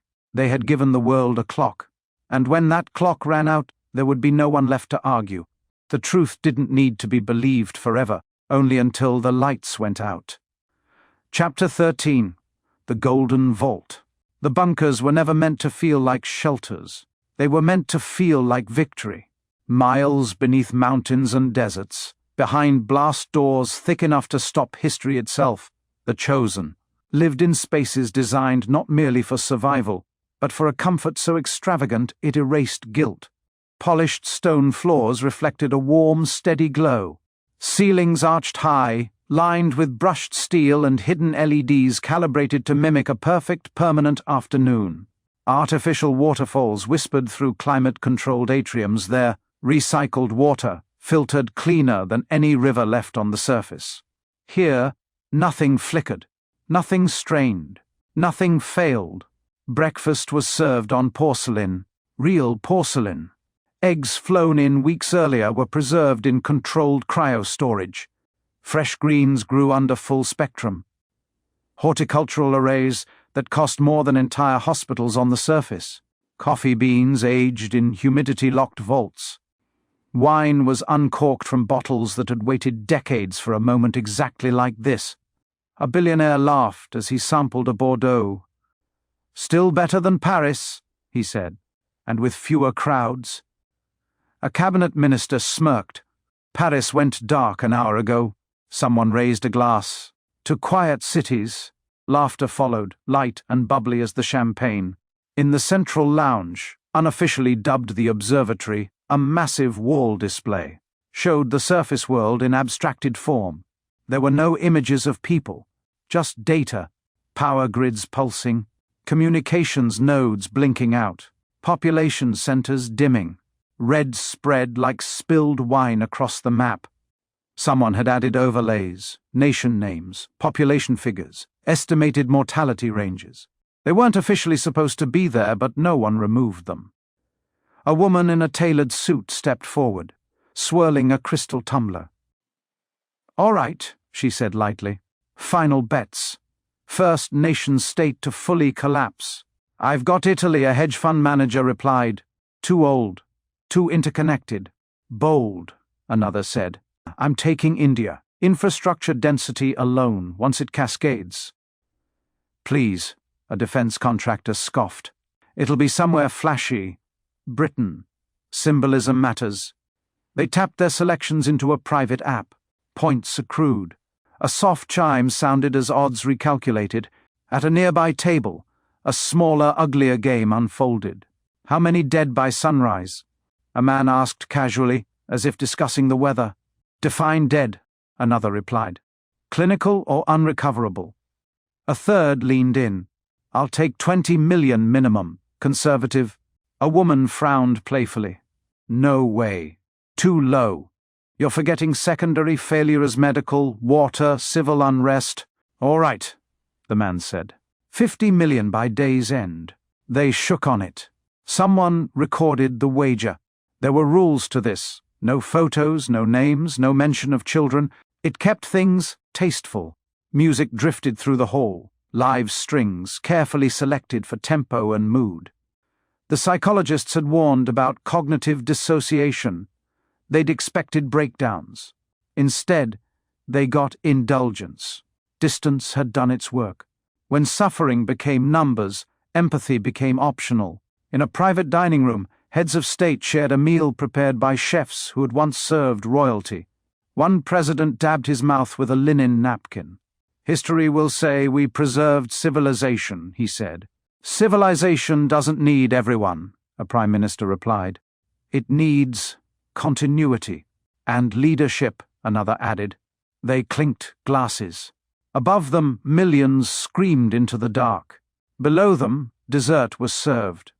Someone switched the main display to a new mode. A countdown appeared. Estimated grid failure. Global 00312. A cheer went up. "Under 3 minutes." Someone shouted. "I had 5. "Pay up," another laughed. They watched as the timer hit 0. The map went almost entirely red.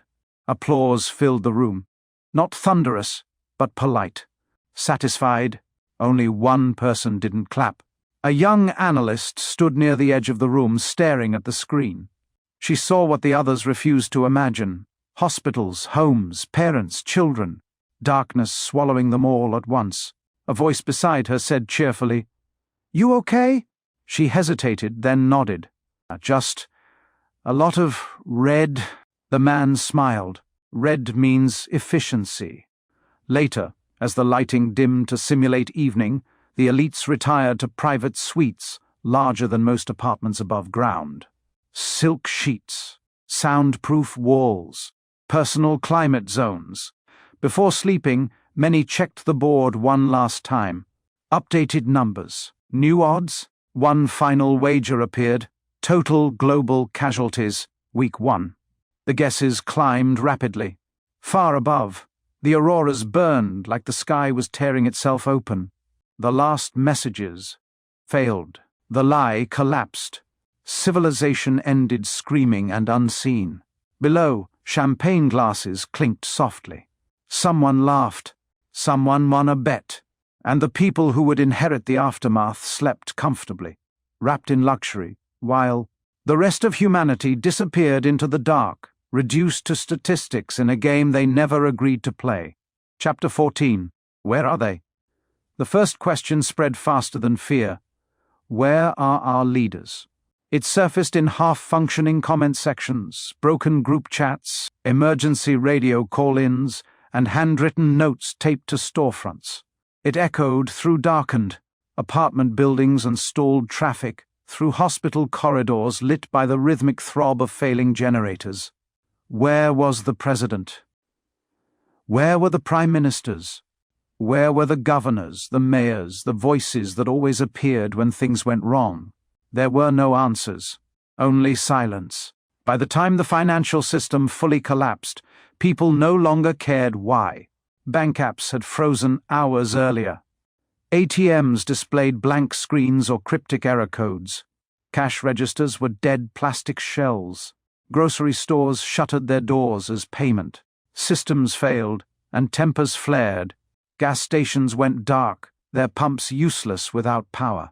Delivery trucks stopped mid-route, drivers abandoning loads they could no longer account for. Money had evaporated. It wasn't stolen or seized, it was simply irrelevant. And with it went the last illusion of order. Power failed in waves. Not everywhere at once, that would have been merciful. Neighborhoods went dark block by block, transformer by transformer, until cities resembled broken constellations viewed from the ground. Some places flickered back to life briefly, long enough to offer a cruel glimmer of hope, before plunging back into the black. Hospitals switched to generators and began triage immediately, not based on urgency but on survivability. Elevators stalled. Water pressure dropped. Sewage systems backed up. In some cities, emergency sirens wailed until their batteries died mid-howl.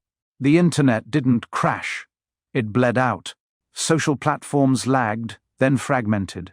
Messages arrived minutes late, out of order, or not at all. Live streams froze mid-sentence. Truth fractured. Rumors thrived. Fear filled the gaps. Jonah had one signal left. It was an old emergency broadcast setup he'd built years ago for storms no one believed would come. Battery-powered, analog. Crude.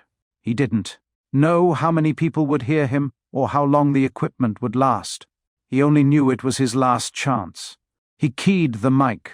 Static roared back like a physical weight. He adjusted the dial, his heart pounding against his ribs. Then he spoke.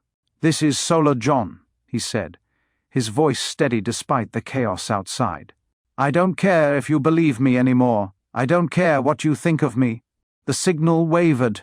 He leaned closer to the mesh. "If you can hear this, listen carefully." In cars stalled on dead highways, radios crackled. In apartments lit by stubs of candles, people turned dials. In rural towns untouched by fiber optics, old receivers came alive. "The financial system is gone," Jonah continued. "The grid is failing. This is not a cyber attack. This is not terrorists. This is not hackers." His voice tightened. "This is a coronal mass ejection, the worst in recorded history. The satellites are gone. Time is broken. The systems that run modern life are not coming back." A pause, a shaky breath. "And the government knows it." People froze where they stood. "What did he say?" Someone whispered. Jonah pressed on. "They are not coming. They are not coordinating relief. They are not stabilizing anything." Static surged, threatening to swallow him. He slammed his hand on the table. "They left." The word hung in the air, heavy and unavoidable. "They evacuated. They went underground. The leaders, the elites, the people with the power, they abandoned the surface." His voice cracked. "You are on your own." Phones buzzed weakly with half-delivered messages. "Did you hear that? Is this real? Why won't anyone answer?" On a dead TV screen in a dark bar, a frozen anchor smiled mid-sentence.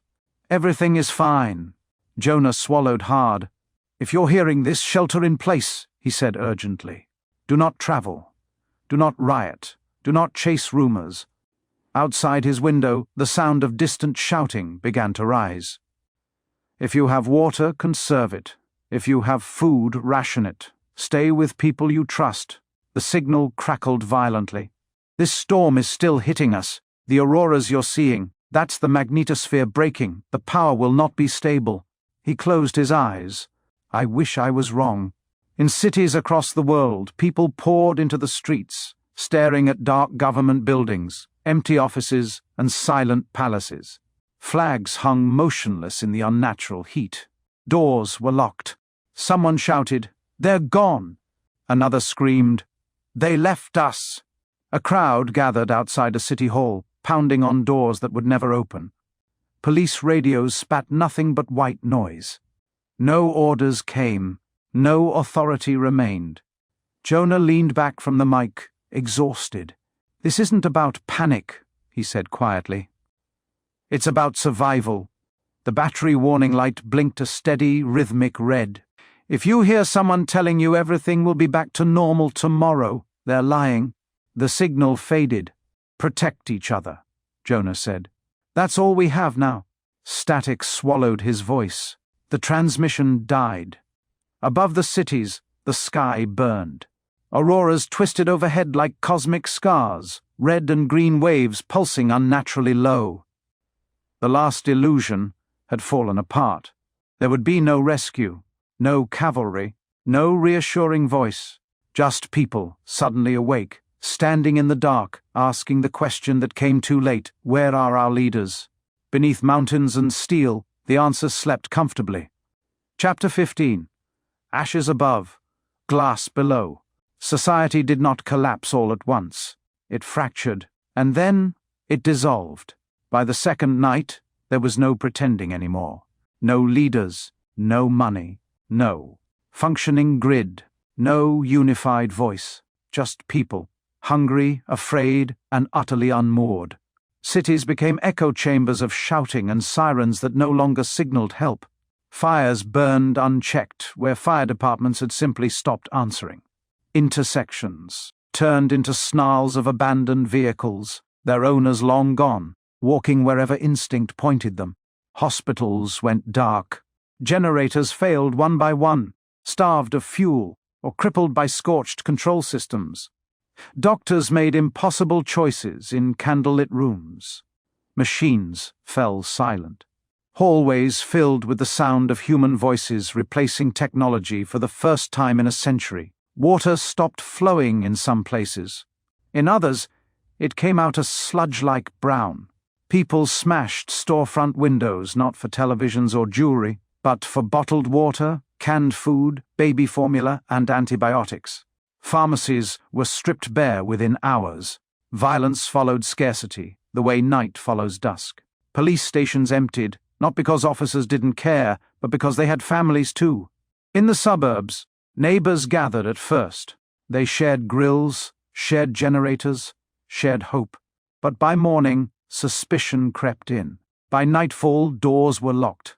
Gunshots echoed where laughter had been only 24 hours before.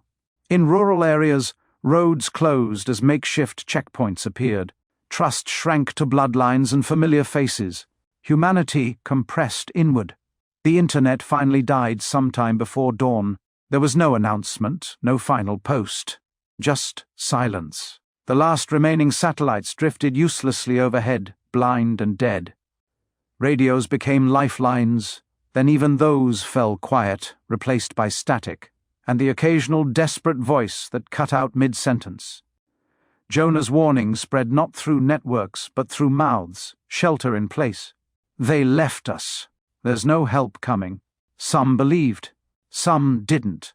Most were too busy surviving to care. Above the cities, the auroras raged, violent, impossible, painting the sky in colors humanity had never evolved to see at such intensity. People stared upward, some praying, some screaming, some convinced it was the end of everything. They weren't wrong.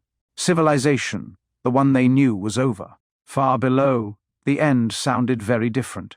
Crystal glasses clinked softly in a room lined with polished stone and warm amber light. A fire crackled in a decorative hearth. Artificial, of course, but convincing enough. Leather chairs faced one another in a semicircle. A decanter of brandy sat open, its aroma rich and reassuring. A man exhaled slowly, smoke curling from his cigar. "Well," he said, smiling, That escalated faster than projected. Laughter followed, unconcerned, relaxed. A woman spooned caviar onto a thin cracker, tasting it thoughtfully. "The eastern seaboard is finished," she said. "Too dense, too dependent." Another nodded. "Europe won't recover either. Fragmented leadership, too much history." Someone swirled their glass. "North America's interior might work," he mused. "Plains, agriculture. Fewer people left to complicate things." A soft chuckle rippled through the room. "South America has potential," another added. "Resources. Manageable population decline." They spoke as if discussing vacation homes, as if billions of lives had simply thinned. A large display glowed quietly behind them. The surface world was nearly black. Only scattered pockets of light remained, islands of resistance that would soon fade. Someone raised a glass. "To the reset." They drank. Another leaned forward, enthusiasm creeping into his voice. "So, where do we start? New capital? New rules?" A woman smiled. "We do it properly this time. No social media," someone laughed. "Fewer elections, stronger controls, better filters." They nodded, satisfied. Far above them, a family huddled together around a dying candle. A city burned. A child cried. The sky glowed a bruised electric red. Below, cigars burned slowly in filtered air. Brandy warmed throats. Plans were made, and while the last remnants of the old world screamed, starved, and vanished, into the darkness, the architects of the next one debated geography. Comfortably. Chapter 16. No system left. Modern civilization did not end with an explosion. It ended with the failure of coordination. Air traffic control vanished first. Not gradually, not region by region, but all at once. Radar screens across continents went dark, replaced by frozen returns and meaningless, static. Transponder data stopped updating. Flight plans became relics of a world that still believed in schedules. In control towers, controllers sat helplessly at consoles that no longer spoke to the sky. "Say again." Someone barked into a headset filled with nothing but hiss. No reply came. The sky was suddenly full of aircraft with no shepherd. Pilots knew immediately. GPS was gone. Communications had degraded to broken fragments. Navigation systems disagreed violently with one another. A captain over the Midwest looked down at a flickering panel and made a decision that would have been unthinkable 24 hours earlier. "We're landing," he said. "Anywhere." Commercial jets descended over highways clogged with abandoned vehicles, over fields lit by fires, over cities without lights. Some pilots found military runways by instinct and luck. Others followed rivers. Some circled until their fuel ran out and gambled on open land. Passengers screamed, prayed, and filmed until their phones died. Some planes landed hard but intact. Others vanished into smoke columns no one could reach. There would be no reports, no investigations, no memorials, just wreckage scattered across a darkened world. The rail system collapsed next. Without synchronized signaling, automated switching failed catastrophically. Trains stopped mid-track, then started again unpredictably. Control centers lost visibility, then authority. Freight trains derailed at speed, spilling steel and chemicals across rural crossings.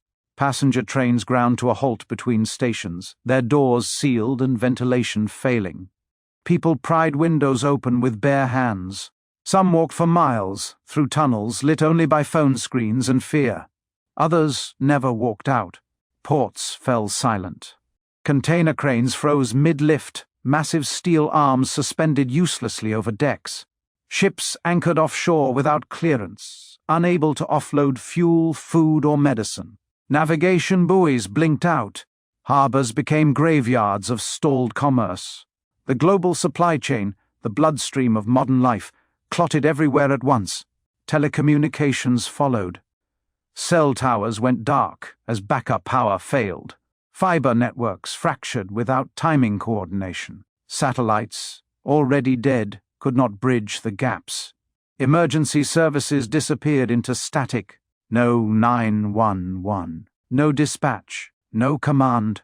Radios became the last thin threads between pockets of humanity, and even those fell quiet as batteries died and interference grew unbearable. Power plants failed not dramatically, but unsafely. Some shut down correctly, others didn't. Cooling systems stalled. Control software desynced. Operators abandoned. Facilities they could no longer stabilize. Smoke rose from places no one could identify. The grid did not fail. It shattered. The infrastructure humanity had spent centuries building, rail, air, sea, power, communication, collapsed not because it was weak, but because it was interdependent. Every system assumed the others would still exist. When one died, it dragged the rest with it. In the cities, the ruins of modern life became obstacles. Elevated highways clogged with vehicles no one would ever retrieve. Subway tunnels flooded. Elevators became traps. Glass towers turned into black monoliths reflecting firelight instead of progress. The machines were still there, but the intelligence that made them useful was gone. People stood in the streets staring at airplanes circling blindly overhead, trains frozen in place, and ports fallen silent. Someone said, "So that's it." No one answered. There was nothing left to answer with. Far below the chaos, in rooms insulated from consequence, the elites watched. Fragments of the collapse through delayed data feeds and offline models. Airspace is fully uncontrolled now, someone noted mildly. Expected, another replied. It was never designed to function without timing. A man adjusted his cufflinks. We should start drafting aviation protocols for the rebuild. Simpler, fewer routes, fewer people, someone added. Laughter drifted across polished stone.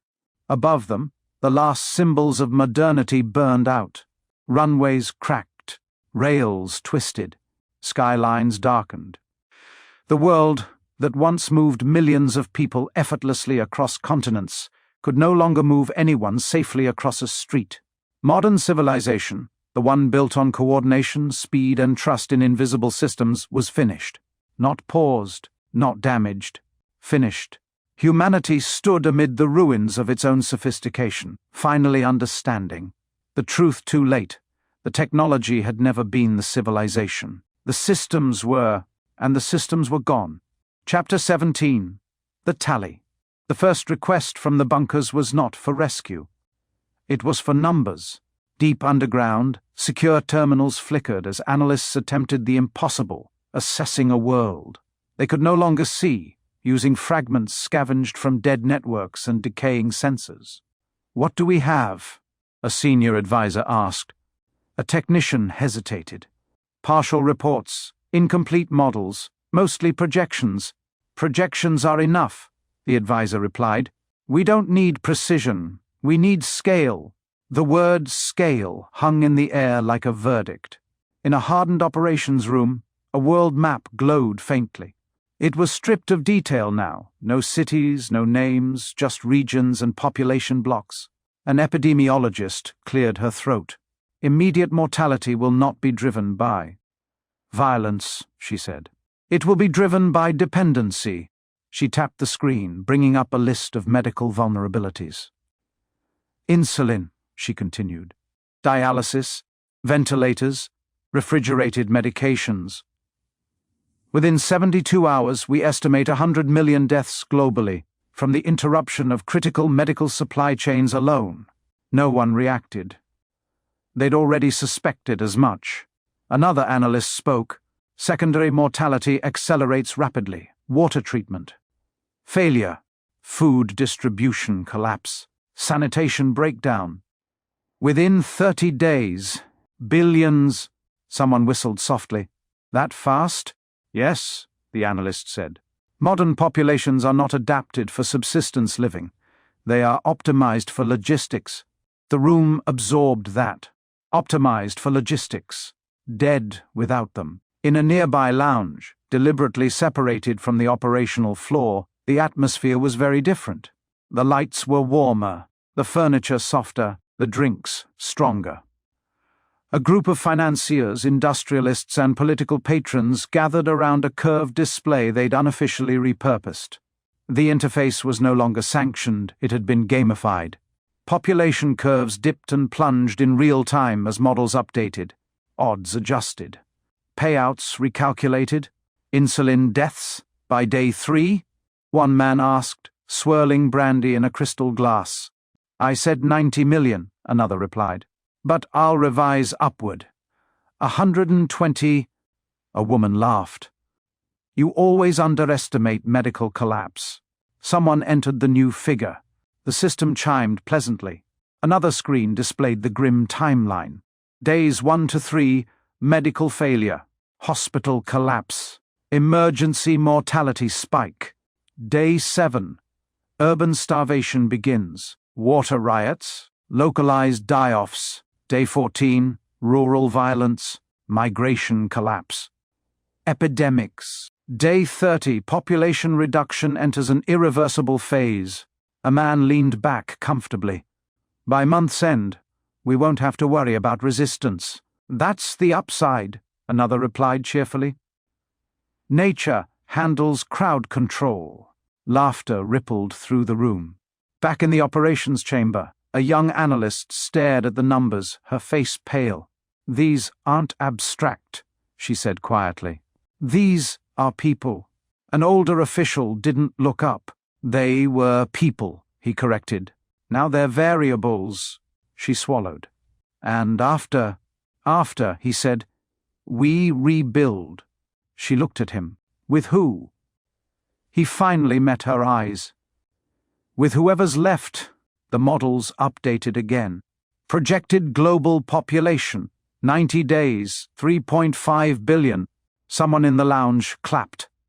Under 4 billion in a quarter? That's efficiency. A toast followed. To simplification. Glasses met. Cigars burned. The air filtration hummed softly, carrying away smoke and conscience alike. In a side room, the president reviewed a damage assessment summary. No emotion crossed his face. Are these numbers acceptable? An aide asked. The president considered. They're unavoidable, he said. Which makes them acceptable. And public awareness? There is no public anymore, he replied. Not in the sense that matters. Above them, in a world without systems, diabetics collapsed quietly in dark apartments. Dialysis patients died within days. Pharmacies stood empty. Refrigerators warmed.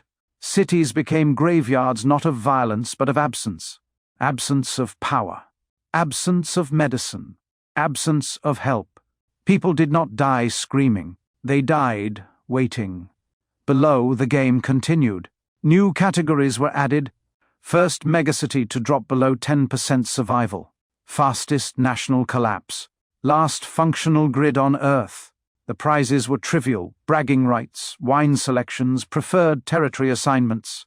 Someone leaned forward, excitement brightening his voice. So when do we start carving up the map? A woman smiled. When the numbers stop moving, the analysts watched the curves plunge. The elites watched the odds shift, and between them lay the greatest mass death in human history. Not from war or plague, but from the sudden removal of the systems that made modern life possible. The Stone Age had returned overnight, and most of humanity had no idea how to survive in it. Chapter 18. Under the Burning Sky. They reached the bunker just as the sky began to bruise. It wasn't much to look at. A reinforced storm cellar half buried into a hillside behind Solar John's property disguised as a rusted tool shed. It was a place no one would think to scavenge. The door was heavy steel, scarred and ugly, welded by a man who had long ago traded his trust in the future for a stockpile of lead and concrete. Solar John fumbled with the locking bar, his hands slick with sweat. "Hurry," Jonah urged, his voice thin and breathless. "John, look at the sky." Solar John froze for a heartbeat. He looked up, and for a second, the terror in his eyes was replaced by a grim, terrible awe. Then he shoved the door open and dragged Jonah into the dark. The door slammed shut, sealing with a metallic finality that felt like a verdict. The bunker smelled of cold earth, machine oil, and old fear. Shelves lined the walls, packed with water jugs, canned goods, medical kits, and radios scavenged over years of being mocked as a paranoid crank. Solar panels on the roof fed into a battery bank that hummed softly, a low-frequency thrum already strained by the ionizing air. Solar John flipped a switch. A dim LED strip flickered, struggled, and then held. For now. Jonah leaned against the concrete wall, his chest heaving. "We made it," he rasped. Solar John didn't answer. He was already at the monitors. A bank of screens sputtered to life, analog feeds, ham radios, and old satellite receivers that were mostly throwing noise. He tapped a glass-faced magnetometer. The needle didn't just move, it slammed against the pin. Red lines on the digital readout climbed vertically, screaming off the chart. Solar John whispered, his voice cracking. "Oh no. It's faster than the models predicted." Outside, the ground trembled, not with the jagged shake of an earthquake, but with a deep, pressurized groan. It was the sound of the planet itself, bracing for impact. Then the sky began to scream. They stepped back outside, driven by a suicidal need to witness the end. The sun had set hours ago, but the night was brighter than a high-noon summer day. Auroras tore across the firmament in impossible violent colors, blood red, ultraviolet, electric neon green, writhing like bioluminescent serpents. They pulsed and snapped, reaching down toward the horizon in curtains so thick they looked heavy enough to crush the hills. The stars were gone. Swallowed by the fire, Jonah's knees gave out and he hit the dirt. This isn't how auroras are supposed to look."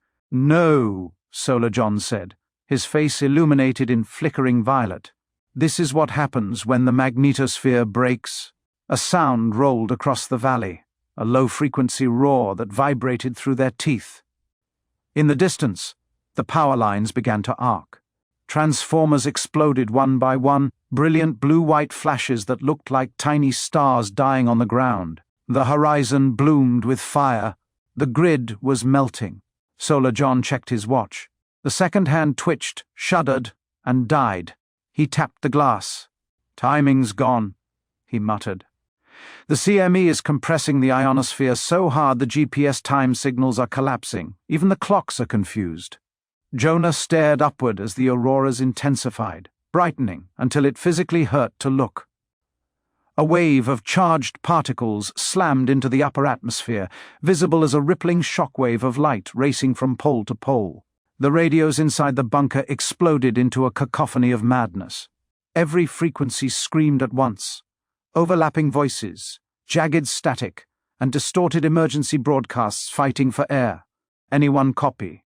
"The hospital is dark. We have no fire everywhere. The transformers are, Lord have mercy on." Then a sudden, absolute silence.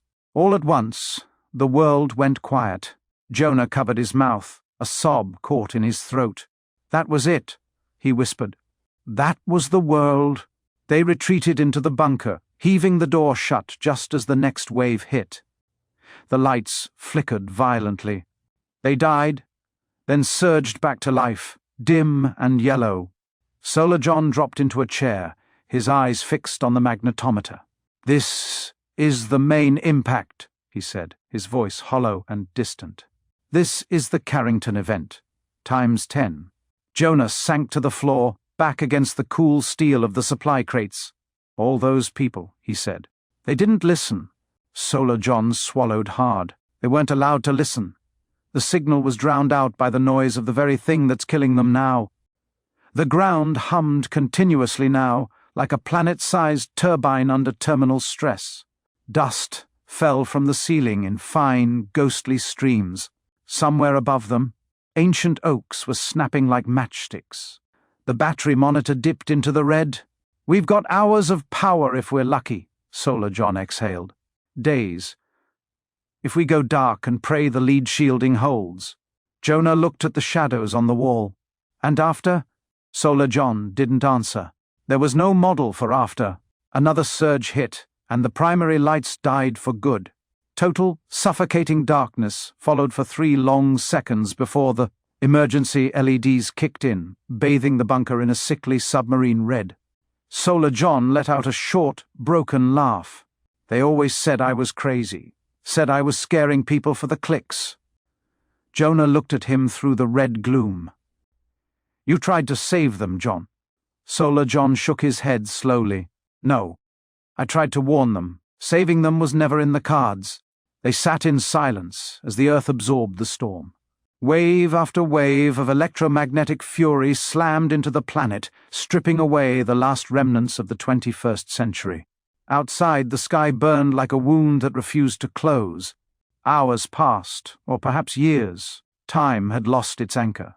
Eventually, the magnetometer needle fell back toward the center. The roar softened to a hum. The auroras dimmed, though a haunting, ghostly glow remained visible through the periscope. Solar John leaned back, looking 20 years older than he had that morning. That was the peak, he said quietly. Jonah stared at the concrete wall. So, this is it. We're the only ones. Solar John nodded. This is the new world. God help us. Above them, the silence was absolute. The great cities were dark, cold, and screaming. Below the mountains, the architects of this collapse sat in their gilded vaults, sipping vintage spirits. But here, in a dirt-lined hole built by a man the world had laughed at, 2 witnesses remained. They weren't powerful. They weren't chosen. They were simply alive. Jonah closed his eyes, the weight of the billions lost pressing down on his chest. They left us behind. Solar John reached for a radio, his fingers trembling as he turned the dial with agonizing slowness. Static. Hiss. More static. Then, faint, buried under layers of atmospheric interference, a voice. Broken. Piercingly human. Solar John's eyes filled with tears. No, he said, his voice gaining strength.